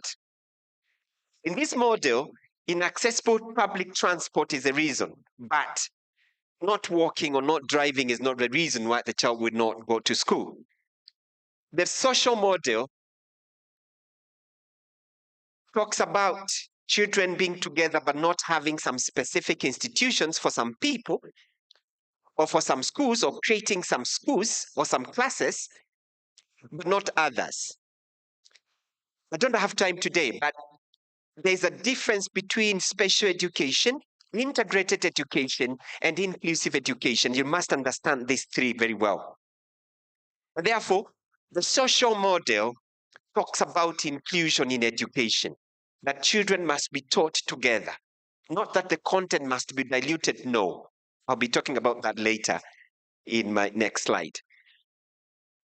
And therefore, in social model, the world is the disabling part of our children. But our children, they have challenges, yes, but they have potential to perform. And therefore, the world is the reason. Because of lack of inclusion policies, lack of accessible communication, transport, we create websites that are not accessible, poverty, we still using charity model to fund what is a right for some people. Why do we do that? We still create streets. We still go and host Harambes at this today. The social model has moved from a charity model of funding some of these things to what we are calling environmental corporate responsibilities to fund education for children with special needs. Therefore, we need to shy away from the medical model doctrine. It has its place, but it should not be used to propagate or to promote stigma and ableism. So back again to why borderless borders. This is what I teach mostly. And I want to introduce you to neurology a little bit. The theory of learning was written in the 16th century by one man. His name is Pavlov. Pavlov, long story short, he spoke for the first time when he was 9 years. His mother left catechism school to come and attend to him because teacher had said he can't learn. He loved dogs. He lived with dogs. And he loved dogs so much. And he used to go and feed his dogs every single day. But one morning, he went with no food, but the dogs behaved the same. That theory has never been challenged by any scholar. Today, we are still adding it every single day. But I want to make a conclusion to this theory. Any human being or any animal that have this organ, the brain and the spinal cord, they make the parts of the central nervous system. Number one, can learn. Number two, will learn. Number three, must learn. Number four, ought to learn. Number five, shall learn. And number six, does not know how not to learn. And even if you don't give it anything to learn, either by choice or by error, it will still learn anyway.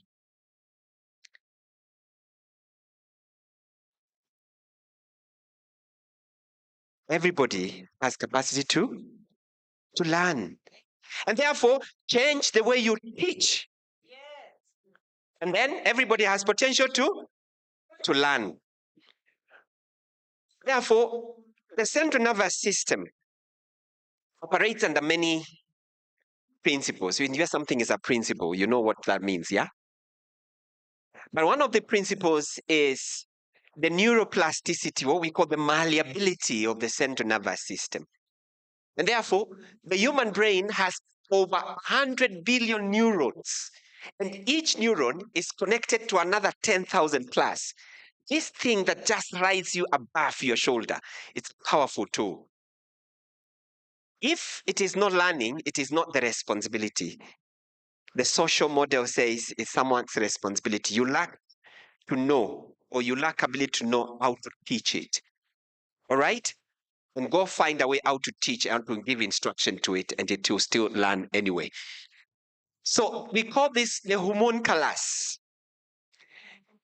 of the central nervous system. Human being exists twice. You, kiwiliwili chako yani, and then you, where you are placed upside down in your brain. In other words, there is a hand in your brain, and there is a leg in your brain, and then we say the left side operates with the right side of the body, and vice versa is also true. Therefore, if you touch this one, you're touching this one as well. Are we together? If you touch the toe here, you're touching another toe here. And we use this a lot to teach or to empower people to acquire knowledge, to know that every child has potential to learn. Everything that goes inside you goes through the senses. Now, from today onwards, because I'm going to take a list of how many people have been there, and I'm going to add you in the list of the people who have trained, because I know I've trained you today. And therefore, so long as you are here and you are affected directly, from today henceforth, we have 8 senses, but not 5 senses. Are we together? Story for another day. But the central nervous system acquires information from the environment via the senses in a process we call sensory integration theory. This theory is another one written by another person, completely conflicted in many ways. Lacked speech, but at some point she somehow speaks. Her name is Jinayas. And this theory has never been challenged again. And therefore, you need to know how to use these organs here to give the brain instructions to learn, and it will learn anyway.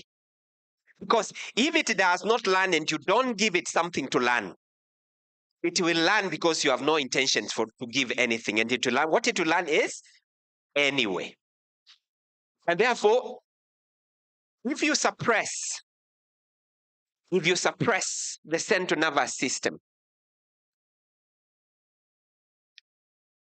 you are likely, therefore, to cause a deficit in maturation of an infant. And therefore, please, wacheni kupatia watoto TV. Sawa? Because TV will suppress it. All right? Let me not go there now. We have a few minutes remaining. So the brain loves exercise, so give everything exercise and it will learn. Go next. It's all about repetition, again and again and again and again. But this time you must prescribe it, because we said it must learn anyway. Are we together? So we repeat it again and again and again, and the brain will learn anyway. And therefore, scientists have discovered that it takes approximately 400 repetitions to create a new synapse in the brain, unless it is done in play, in which case it only takes barely 10 to 20 repetitions. Yes, we should play. So let me come here, the role of a teacher. You can go next. And I want to talk about this committee. It's called an IEP committee. Every single child who is struggling to acquire education requires an IEP committee. Now, this is the problem now. If you are seated in this meeting and you are a parent, you can never ever afford to be darkness over what an IEP is. It looks like when it is ideal and not ideal. Because the teachers who we are taking our children to, remember we moved from 844, we went to CBC? See, 844 was a very holistic system. It is used to set institutions for children in special needs. They used to be educated in privatized places. But now we are saying we are inclusive. All right? I know our government has done a lot, but there's so much that needs to be done. As a mother, as a father, you must lead the pack. Teachers will follow you. Otherwise, the crisis will still continue becoming bigger and bigger. avoid and run away from IEPs that has been written in someone's bedroom and brought to you and you don't know what is inside. Always ask for a reconstituted IEP committee, and these are the international standards of inclusive education policies. Are we together? And therefore, we don't have time to run through this one much. You can run to the next one. And therefore, an IEP brings equity in education. And there's no IEP that lacks some things, we call them accommodations. And we sort of classify IEP into two. We have what we call a 544, which is technically what the young man here yesterday needed, technically. Brain, which is super good quality, but struggling in other ways. All right? Age appropriate content that is given to a child. On the other side, yesterday our speaker, I can't remember his name, Kinyanjui, I think so, he talked about stage-based IEP. Now the question is, stage-based, take our children where? Where are the pre-vocational, the vocational skilling places? People, you must take responsibility. The best person to lead this pack is a directly affected parent. You know where it hurts, how it hurts, where it pinches most. You can't afford to wait for the government to come and do it. You lead the pack and then they will follow us later. And therefore, how to monitor, evaluate, constantly monitoring the IEP that has been put in place. I'll tell you this, as I've told you, I've reached over 3,006 people since when I started doing this. But every other time I stand in front of people and I come back again to teach a little bit next level. I thought this thing easy, but I will tell you this thing is not easy. I've been forced to teach like 3, 4, 5 times for people to get it. Ndio mtu aanze kuuliza, by the way, uliniambia nini?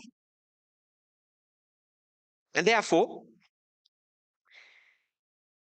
drawing an IEP is a challenge. Understanding what an IEP is a challenge. But let me tell you, monitoring this animal in the house, it is not a walk in the park. And therefore, my call to you is this. As a parent, you must understand this thing in and out. Because if you don't understand it, what you'll be given will not be the right thing. We changed from systems. And when we changed from system, we did not factor in how to grow the capacity of the teachers, supporting staff who are handling our children. And therefore, endeavor to make deep understanding of this document. This seems to be the last one, isn't it? Thank you very much. Asante sana. My boss is question. One question. 2 questions. Max, my boss has said 2 questions. So we're gonna start here. Yes. You can use the mic with a band, with the orange band. Yeah, there you go. Good morning. I think by the end of yesterday, I loved the panel with the children. Now today, I think my favorite one now is the parents panel. I can't wait for what is coming next. I like that panel with the parents because it had teacher parents. You understand what I mean? Like you're a teacher, but your child is also dyslexic. I like that viewpoint, but I appreciated everybody. My question now coming to you, today is our day, dyslexia. We are not sharing. So we know about neurodivergence, we know about comorbidity, but I would like to bring it back to us. When you're talking about dyslexia, coming from OT perspective, and you talk about the social model. So how can we take advantage of that? If we're talking about maybe dyslexia, we're talking about dysgraphia, how can we take charge and make those changes? Because for us, we'll not talk about stairs, we'll not talk about a ramp, but we'll talk about a writing difficulty. How can we make that social change and take the lead? As we're told, we're not waiting for, we will take advantage when the government catches up. Yesterday we had NEC, we had not NEC, we had KICD, but they didn't really answer our questions. So if we are now going to take charge, how can we take charge in terms that affect us on a daily basis, practically? So when we go home today, we say, this is what I will put into action. Now, as a country, Kenya, when I went to Japan and I was attending this class, I stood to make a presentation about the Kenyan status of inclusive education. And because I was presented what is in paper, we have a good paper, let me tell you. People were wondering, do you really come from Africa? On paper, we are good. The Constitution 2010, coupled by the Disability Bill 2015 that was just came the other day. So we are good. But let me tell you, everything is gathering dust in the wardrobes. Now, go and read about the 504 IEP. 504 is a clause in the British Constitution. It is very specific to granular. All of it is about accommodations, all of it. And therefore, the only way to do this, because for every single case you require specific accommodations. Unfortunately, we don't have the grace of time to sit down and begin narrowing down to every single granular of the accommodations that are required. But this is my advice to you. If you know you are affected directly as a parent, please lead the pack. And I'm happy that you came here because this marks the beginning of the whole journey. All right? Lead the pack, take responsibility. Usiamini walimu utapotea. They're also trying to find a solution. Do you know there are so many teachers with very good heart out there, and I've seen them, but they don't know what to do. And they don't send these children away because they intend to send you away because they don't love you. They're also limited with knowledge about what to do with the children that you've taken to them. And therefore, please, just lead the pack and reduce it to the granular that you're talking about, to the dyslexia, the specific accommodations, what needs to be done in accommodations for a child who is having learning challenges. Over here. Okay, thank you so much. My name is Anne, and I am founder and director of a school in Garden Estate. One of the reasons I'm here is because we're receiving a lot of children who have these learning disabilities, and we want to increase capacity. So my question is there a database of teachers who have some skills that we can reach out to, who can be able to tutor? I know you look like you're very ready to answer, but I know that this has been going on. There's got to be some people who know. Are they somewhere that we can reach them, or we're going to be starting from zero? Now, we have a problem with data in Kenya as a country. But this is my answer to you. We don't have data. The best that you can do is invest in training your own school, straight the security man, to the driver, to the cooks in the kitchen. Train everybody and destigmatize these things completely. And inclusive education is an ideology. And an ideology from every child can and learn. And you stop glorifying IQ. We don't have one IQ for your information. We have many IQs. I don't want to go there. In Module 6, in the TOT programs, all of it is about assessments. We empower you to do assessment and read assessment, which is coming from a pediatrician and you understand, from a psychologist and you understand. The School Next Door project has 5 modules of training, and school administrators becomes one of them. You also must know how to factor in the cost of increased education. Otherwise, you will close the door. I've closed a school, and I'm telling you the truth. When I moved everybody from Syokimau at River, all of them nikapeleka somewhere. I don't want to mention. And by the end of that year, there were 86 children with special needs against a population of 100 children who are running regular. The regular parents wote wakatoa, wakakimbia wakaenda zao. Ule mwenye shule pale amebaki na 86 children. And you know we struggle in many ways. Story for another day. In other words, invest in training your own members of staff. It will save you the stress.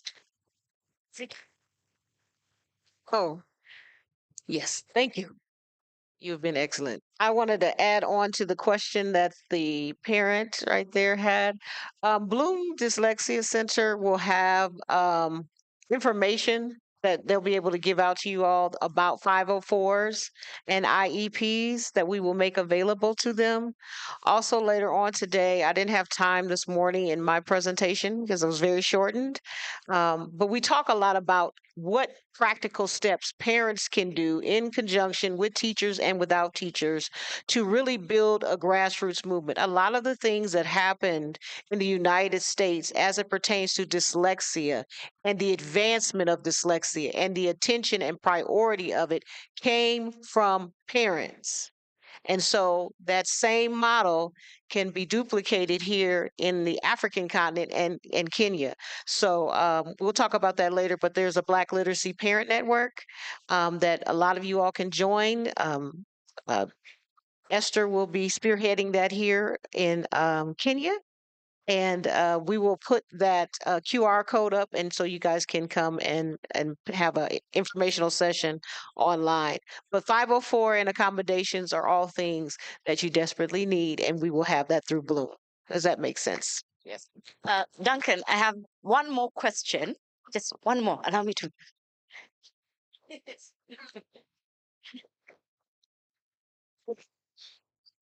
Good morning. Good morning. My name is Caleb Juma Omore. I have a question.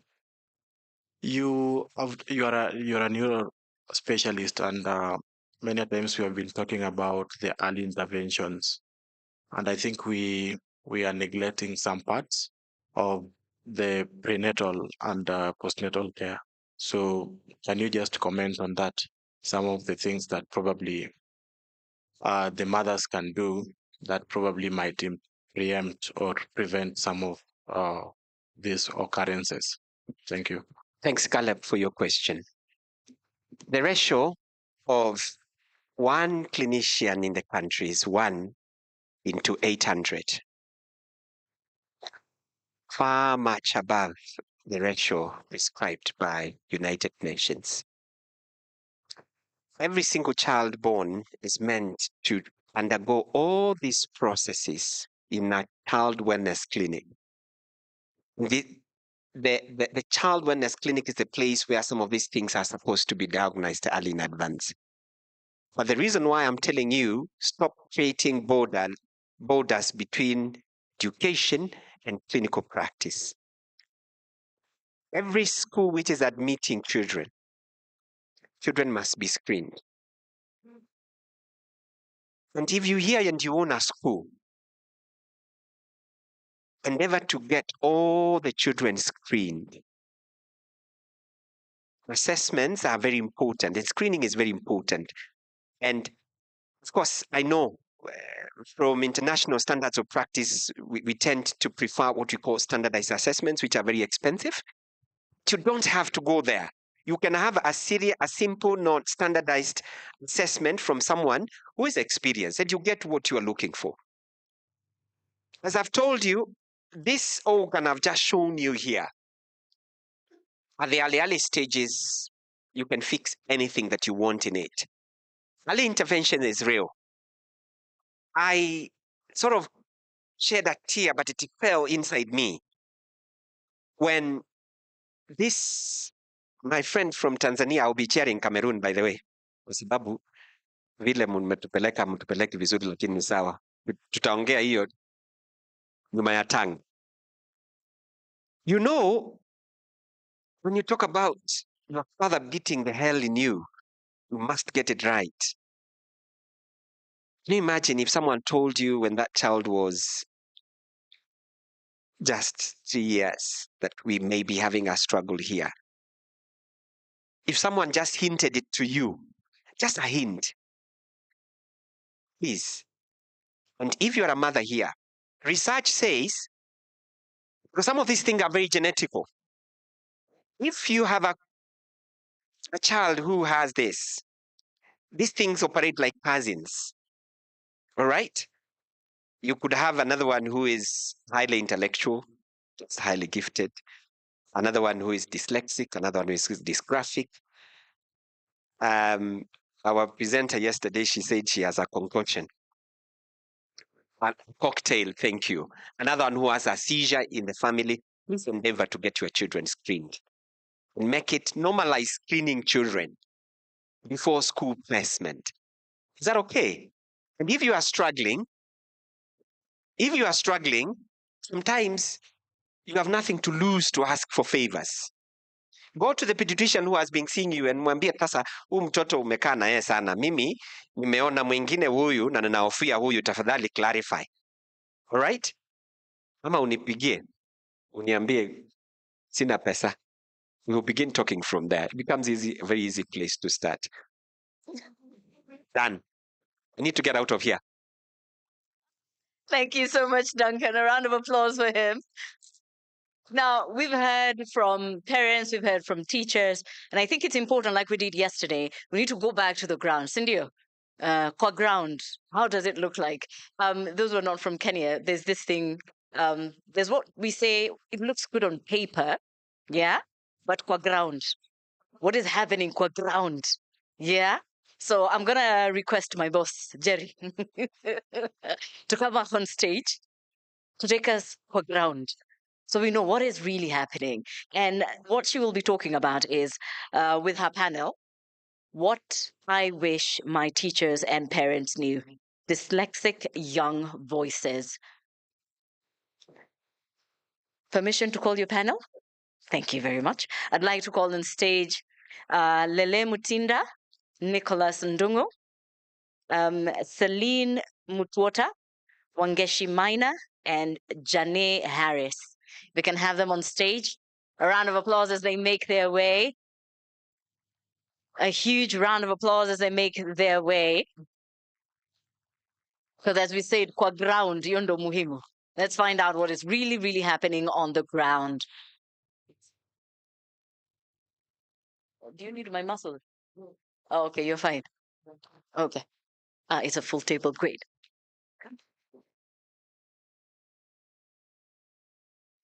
All right. Second round. Boots on the ground. Are you ready? Are you ready now to hear from our children? Their lived experience. So, before we start, ladies and gentlemen, please introduce yourselves. Celine. Hi guys, my name is Celine Lutamutwata. I am 17 years old. I was diagnosed with dyslexia in 2023, if I'm correct, and I'm in college. Yes. I think it's afternoon. I'm in college. I'm doing culinary arts at Boma University. Good morning or good afternoon. My name is Wangeshi. I'm 16. I'm about to start doing my A levels, and I was diagnosed with dyslexia 4 years ago. Yeah. Good morning, everybody. My name is Adil Lelemotinda. I'm 18 years old. I recently turned 18. When I discovered I had dyslexia was in 2017.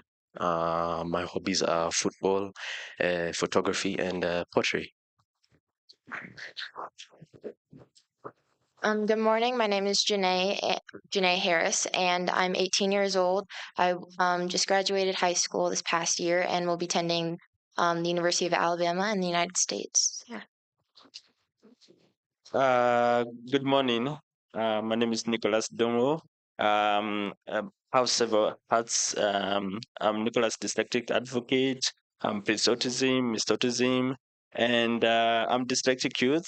And I started internship here at KISA. Yeah, I do a lot of advocacy. Yeah. Okay, thank you so much. So we will start with you, Nicholas. And this is for everyone. What is the biggest misunderstanding people, especially adults, have about dyslexia? They think that as we are very stupid adults because they think we cannot work or we cannot do activities or study. So they see our limitation of our spellings, our readings, it cannot go far. So with support with our parents or with other mentors, you can go further. Yes. Fantastic. So to Janae, have you ever been labeled as lazy or slow or not trying hard enough? And how did that affect you? I have always tried my best to work as hard as I possibly can and for that label to not be put on me. But because I do push myself so hard all of the time, there are chances, um, especially in my last year of school where some teachers did think that I was lazy because I was starting to take very like high and hard classes. I was taking AP classes that moved really quickly and they were STEM based, so I was working on a lot of engineering classes, and a lot of teachers did think that I just wasn't trying as hard, and I tried to do as best as everybody else in my class and to push um to be the best, because you just always want to do your best. That's how you always want to have your mindset. If you're gonna have the mindset that you're not going to do very good, then you're not going to do very good. So I've always just tried to keep positivity in my head and to push forward, no matter what people say. Thank you. Lele, has dyslexia affected your confidence and your mental health? For me personally, no. I feel like it's improved me and made me stronger. Like, Tell me more. if I was to tell you more, I don't think, no disrespect to everybody else, but I don't think the way other normal people think. People my age, I feel like I think I was also as a child I was compared to like I'm an older person in a young person's body. Like I'm like 13 in a 30 years old, like thinking 30-year-old. Yes. So yeah. Okay, good stuff. Good stuff. Wangeshi, what is something you wish people would stop saying to students who have dyslexia? To hurry up. I hear you. Especially when you're writing in class. Like yesterday when Wesley was talking, I was like, wow. And you're writing in class, and then the teacher is moving to the next word, and you're just trying to finish the sentence, and they're like, you're so slow. Hurry up, hurry up. You should finish the first sentence. You're like, I didn't choose. Yeah. So, yeah. And do you think, especially teachers now in class, should give you concessions as you learn? And what does that look like? Yes, I do. And for me, that came, especially with where I go to school, it came with having private lessons where I would be like, I would have to start again and I would have to be explained to. And when you're teaching someone with dyslexia, it's not you. Some people, yes, they learn quickly. Other people, especially like me, I take time. So you have to sit down and you take time. And it's hard to put people who are dyslexic and people who are non-dyslexic in the same room and expect them to learn at the same pace when in reality that won't work. So for me, I was mainly pulled out of classes and I was like, you need to learn like this so that you, at least at the end of the year, you're able to have some base. Yeah. Thank you so much.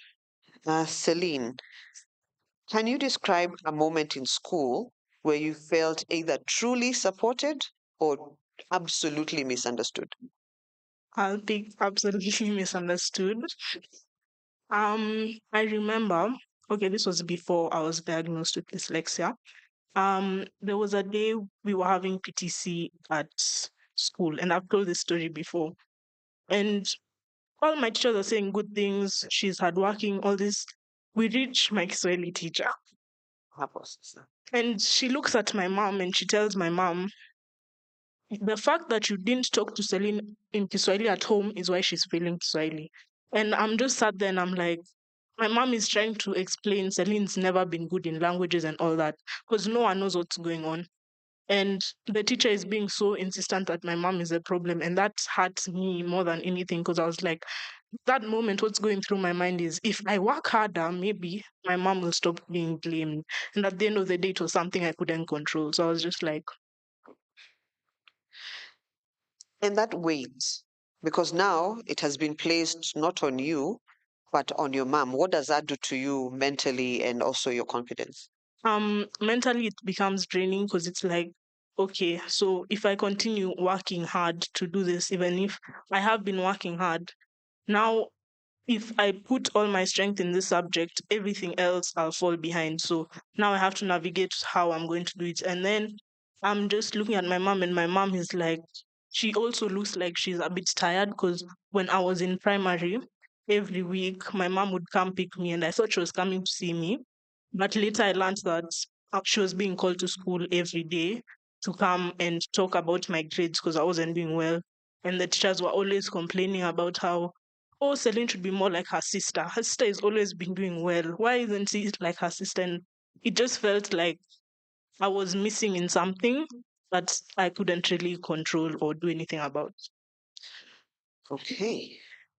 So, Wangeshi, how can adults create a safe space for youth and learners with dyslexia? I think it starts with learning to listen because I know there's all the hula baloo, yes, we want to change and everything. But when you sit down and then you listen to someone, and my teacher sat down and they were like, Wangeshi, how do you feel? Like we create this idea that everyone is proud of being dyslexic, but then you also forget there are those ones who are like they've been hated on, and then when you're telling them to raise this flag, they're like, I don't want to. Like you, when you already have that mentality in stone, you block the idea of celebrating it. So when we sit down as adults, and I'm not an adult, but yeah, and we listen and we understand and we are like, okay, I get that you want to be heard, and I get that you want to feel safe because in school, like for me, I'm so grateful to God that where I've gone to school, the community, they understood and they went above and beyond. But when it comes to being dyslexic, especially in school, not everybody understands. And even when, especially in primary, you're being told to write quickly, and then they they are my age. They won't understand if you tell them I'm dyslexic. They'll look at you and they're like, "What do you mean? You look fine." And so it's starting to sit down and listen and understand that trying to explain to someone who's so young what dyslexia means might not be so easy. And it's like a gradual process of understanding and being willing to change. Yeah. Thank you so much, Wangeshi. Lele, what advice would you give to a parent whose child has just been diagnosed with dyslexia? The advice I'll give the parents is that when you discover your child has dyslexia, it's not a one-time thing. It's a journey. You have to be there with your child, with every bump in the road, every difficulty, every challenge. You have to be there with them. You have to be patient with them, and you have to give them encouragement because the trauma they've experienced having dyslexia and not everybody accepting them. they need now that space, safe space to now build and become great and leave their mark on their world, on this world. So there's hope. Yes, there is. Jane, what kind of tools made learning easy for you? Getting an IEP and a 504 was the biggest thing that helped me in school, not only with the support of my teachers and them being really understanding, but being able to advocate for myself that I need these certain accommodations, to have more time on tests, to have a longer deadline extension. Like right now, I'm sitting in the back going through a bunch of college work right now because I actually started school yesterday. And so I've been sitting there doing it. And a couple weeks ago, I had my IEP meeting for my college, and it was hard to express what I needed because the disabilities office didn't even know what dyslexia was. We had to very deeply explain what it was and what I needed. And so we're still trying to get me a little bit more accommodations because they're just not understanding. And I mean, it's very hard to go to a college and for them to have gone through so many different kids who probably have dyslexia, and they just aren't they aren't understanding the specific needs that that child needs. And so having the support that I have to express the feelings towards my accommodations and the things that I need is super important. So let's stay there. How did you get so confident and so aware of the accommodations and the support you need? I've always been a very open person and a very confident person in myself that my dyslexia, it's not a disability. I'm not broken. I'm not broken in any way. Someone said this earlier, there's no such thing as normal. Normal is not a thing. And I'm my own normal. So knowing what I need and expressing what I need to others is how you're going to get through the situations that are the hardest. There are so many things that have gone on through my life besides dyslexia, and to be able to express that and to push that forward has helped me express my feelings towards my accommodations and the needs that I need to have. And my mom has been a really big supporter in pushing myself to express what I need. Fantastic. Mr. Nicholas. Yes. What does a perfect classroom for dyslexics look like? Uh-huh. There's not even a perfect classroom, actually. It's just the way you teach, the way you interact with your students, and the way you accept. If you accept, it will be perfect. But if you don't accept, it will be not good. And also, it needs teachers. Like you need teachers who understand. Like you have so many teachers to teach you your own, and to teach somebody. You should have personal teachers so you can at least understand to learn better. Yes. So the teachers are the cornerstone of the classroom. Yes.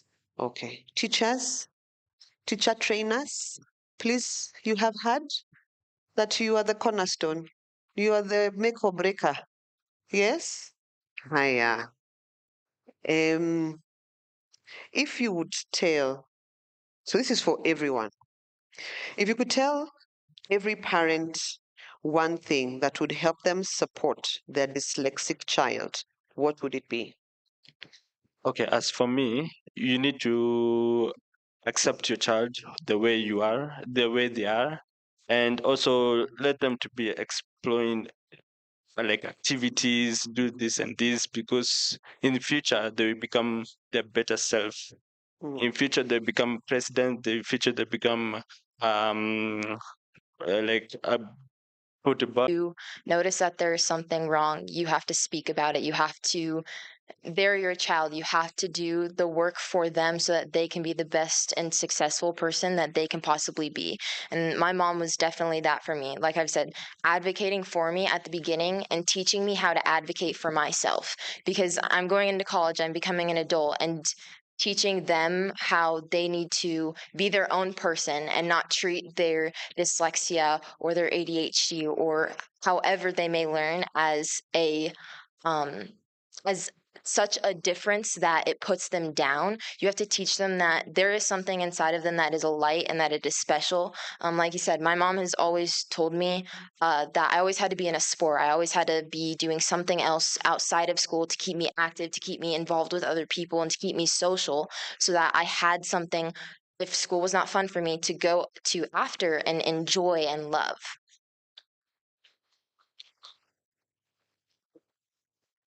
Same question. For me, environment, it plays a huge part in your development and your growth as a dyslexic.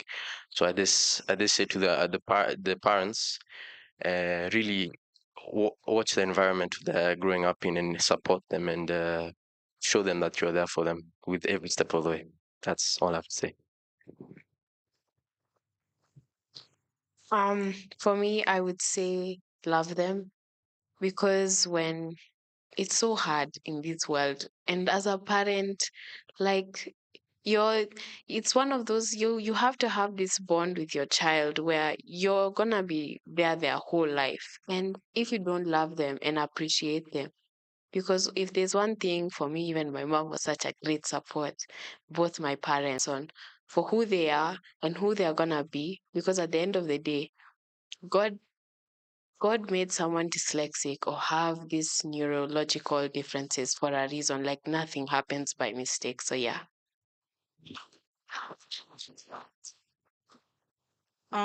For parents, I would advise to love, cherish, and support your children in anything they do. Because dyslexia isn't just about the books and the reading, and it's something you have to hold on to for the rest of your life. When people will look at you and you tell them, yeah, I'm dyslexic, or you tell them your child is dyslexic, they'll ask you, oh, how do you deal with it as a parent? And at the end of the day, you just have to notice your child is not different from any other child because they have a learning disability. Maybe even someone else's child has a learning disability and they just don't know. So you just have to remember that your child is still your child, and that in everything, all they need is to be loved, cherished, and motivated to do whatever they want to do in life. Okay. A round of applause for that one. So, how do you advocate for yourself? I know you have done something in college. How do I advocate for myself? So in my college, I'm just happy that my case of dyslexia isn't that bad. But in our college, we do have three things that you can go through as a dyslexic student. So you can, if there are courses that we have courses you have to do. So let's say, like me, I'm doing culinary arts. So each year, everyone does the same courses. But as a dyslexic student, they take note that there's some things you won't be able to do as the other students will do, or you'll need to take more time to do it. So you can decide either to drop the course, not to drop that certain subject and exchange it for something else, or during your exams you can have instead of a writing paper, it's a listening paper. So the examiner reads the question and you verbally answer. So if you're asked, oh, we have a subject called nutrition and dietetics, so you'll be asked like, someone has this BMI, what menu would you advise for them? So instead of being in the exam room and writing it down, you verbally explain to the examiner, this is what I would give them, this is why, and all that. And that's how your papers are marked. On top of that, we also do have our learning support group in Boma. In the beginning, I thought that, oh, Boma doesn't take into consideration dyslexic students because I had a bad experience with one of the lecturers. When I asked her, what do you guys do about foreign languages for kids with dyslexia? She responded with, I don't think if you have dyslexia, you would make it into Boma. Then I was like, okay. But it's fine. But then when I was talking to the head of academics, he told me that we actually do take into consideration, because when you're filling in your uni report, you have to put in, do you have a learning disability? If so, please put it in. And if needed help, please come see the lecturer who's there. So when I went to see him, not because of my dyslexia, I went to see him because me, I talk a lot. So I just went to his office just to see how it's like. So I went and asked him about it, and he was telling me all the things they offer, and I was like, "Oh, you guys really do take this seriously." And they were supposed to come. I don't know if any of them have come, but yeah, greetings from Boma. Okay, Wangeshi. So, how do you, when you get frustrated in class, how would you wish, what happens? And then how would you wish the teacher or the adult in the space would help you through your frustration? Um, okay, this is so different for me. So at school, I already have so much support, and they're already like their facilities very nice, and they cater a lot toward people who have, I wouldn't say disabilities, just different abilities. So I do get frustrated, but then I also, most of my classmates know I'm dyslexic. So it's not something that's from Mars. And I can turn to them and I'm like, can you help me with this? Can you read this to me? Can you say this? Can you? And even my teachers know. So even when I'm struggling, I'll tell them, Miss or Sir, I'm struggling. Help me. And from there, I receive the help, and they make it an environment where being different is not an issue. Like everybody has their own burden and struggles, but you'll be catered for. And for me, that looked like I go to the learning lab, I come back to class and I sit. And one of those moments happened when I was in English and I passed, and I was like, what? Out of all that support, even because you study, you study, and then never see the results, and you're always asking yourself what happened. And even trying to finish that paper becomes the hassle of a lifetime, because you're spent writing and you're asking yourself, I should write faster. But then you write and you write and you write and you just don't finish. And then when you finally succeed, you reach that finish line, and there are so many people there to support you. So even in my frustration, I look around and I know, here I have a neighbor who will help me, and here I'll have a neighbor who will help me. So yeah.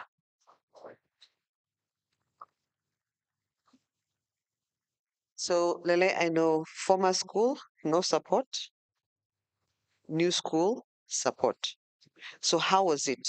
Former school and into the new school? If I can remember vaguely, in my other school they didn't have support. It was from what my mom told me. I was very shocked. She just told me the other day that they didn't care. And once they knew I had dyslexia, they told my mom off. They told my mom that you have money to spend. He can go to another school. So they didn't have the support that they basically they thought because I had my low grades at the time the exam was going on. They said I'm the one who is keeping the class down. So they cut me from that class or that position, so I don't keep the class down. So when my mom told me that now, I was like, wow, I didn't know that. So but now, when I went to the school, my former school, that was KCCL. Since the other school is the only school I knew, I was frustrated. I was upset. I didn't care about anybody. I didn't care about making friends because I didn't know. I was just a kid who was upset. Why am I being taken up from my nice school? I had friends, I had all this, and then being put into a new environment. Now knowing that it was absolutely the best decision my parents could make. At the time, I didn't like it, but as time continued, I got used to the school. I felt home when I had two homes, because the environment that was very friendly. It felt like no, it didn't even feel like school. So every time the school term finished, I wanted to go to school quickly because I enjoyed that environment. It made me who I am today. Now I can public speak. I'm good at football. I'm good at arts. I've explored myself more and got to discover myself more. That I'm grateful for that school for helping me do that. Yeah, so that's a big difference. Jane, if you would tell the teachers in the audience one thing about teaching students with dyslexia, what would it be? every brain needs to be taught and needs to be the kids learn differently. No one person is the same, and you have to recognize that and recognize their strength and don't focus on the weakness, because that strength can lead them to greatness. But if you continue to push them down on what they're not good at, they're not going to be good at anything. They're not going to think that they have any positive background or that they can have any positive feedback. So lifting them up, and the words that you say truly do have a very big impact on kids. I remember when I was younger, I read to a second grade class when I was in third grade, and it was my favorite teacher. She had told me I kept stumbling on words when I was reading the book to the class, and by the end of the class, she had told me that if I couldn't read to the class until I learned how to read. So, and that has stuck with me ever since. And ever since, I looked at her completely different, because she was like my favorite teacher that I had ever had. I looked up to her, and I had her daughter too. And it just, the whole focal point of school completely changed when it came to reading. I was skipping out on classes. I was going to the nurse's office saying that I was sick, and then I'd go right back to class afterwards. So just the words that you say impact every single person. Okay. So, from Nicholas going back, one last thing that you want everybody here and the people online to remember. To remember. Yes. What do you want to say to the audience and the people listening online?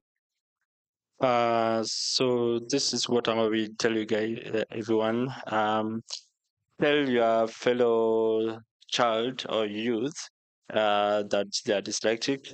Let them know they have this dyslexia. If they don't know, they will struggle a lot in their career path.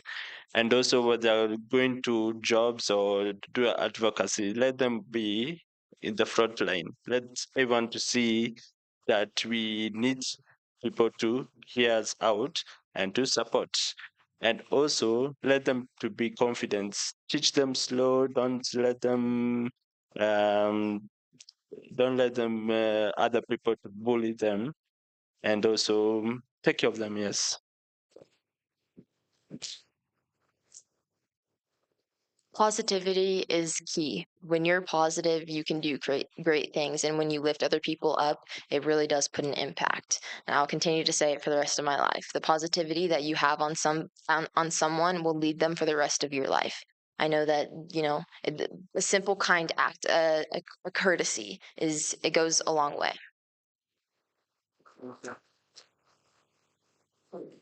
What I like all of you to remember that is, for now you know your child has dyslexia, right? Now it's time to move on. It's the for me, what I've learned from this event and what it's teaching me is that I did not have trauma from the past that I needed to work on. So it's helped me work on. So my advice is the difficulties and the hardships that you faced as a parent and as your as a dyslexic child, deal with it now so you can move on. You can move forward. That's it. For me, if there's one thing I've learned, and it also has to do with my faith, is that I said it I found this quote a long time ago, and it said that being different is where purpose begins. So yeah. One thing I would like all of you to remember is that the pain and suffering that a dyslexic child goes to just brings them to who they become at the end of the day. The loudness you'll find in a kid with dyslexia, if you find a kid is being disruptive in class, don't take it as them not taking you seriously or not giving you the authority you want. Most probably there's some underlying issues that they've never been taught about or never had to face. And always remember that there's no such thing as normal, and the difference in each and every person is what makes everyone normal. All right, a big round of applause for our amazing, amazing panel. Thank you so much. Do you have any questions? Have you had something that has stayed with you, that has changed your mind? Because if you destroy them, especially in class, you're putting them on a trajectory you may never recover from. Okay? Yes.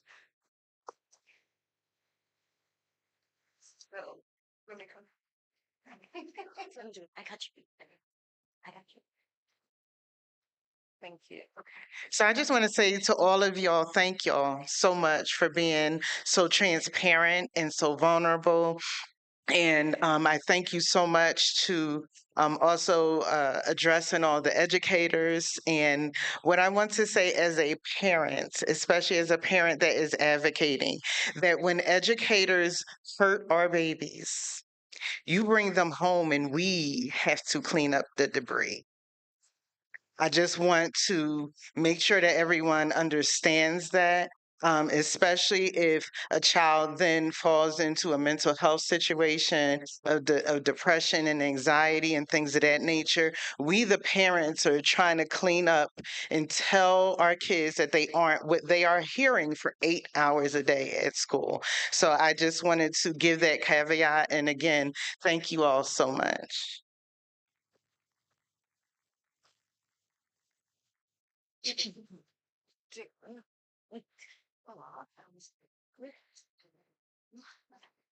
This lady standing for the picture as we answer that question. You're the one. Yeah, the tip.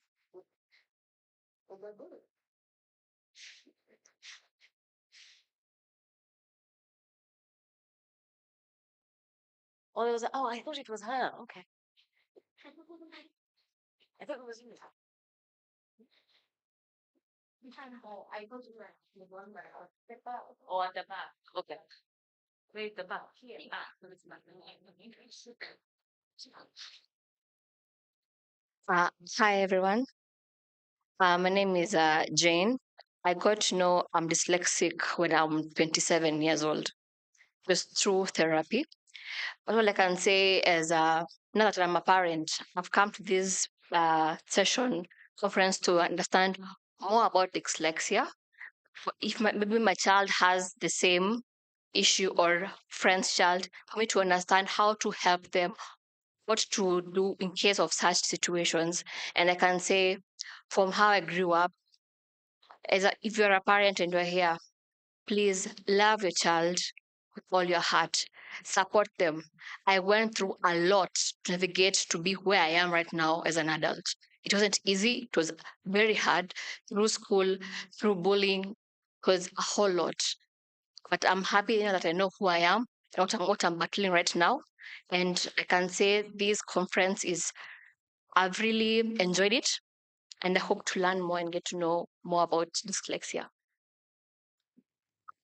A round of applause. If you can have a group photo. The kitchen is hurrying me. We are not amused. We're really not amused. But thank you so much for your patience. I really, really appreciate it. Now we're going to take our break. I don't want my boss to be multitasking. So I'll wait for the photo to be finished. And then we're going to take our tea break. And then we should be back in about 30 minutes. I think there's a bell somewhere in this Korea. Somewhere. There should be a bell. I will bell. And then once we do, whoever will be here, we will start. Because, we got one day, we got some awards, we got to keep it moving.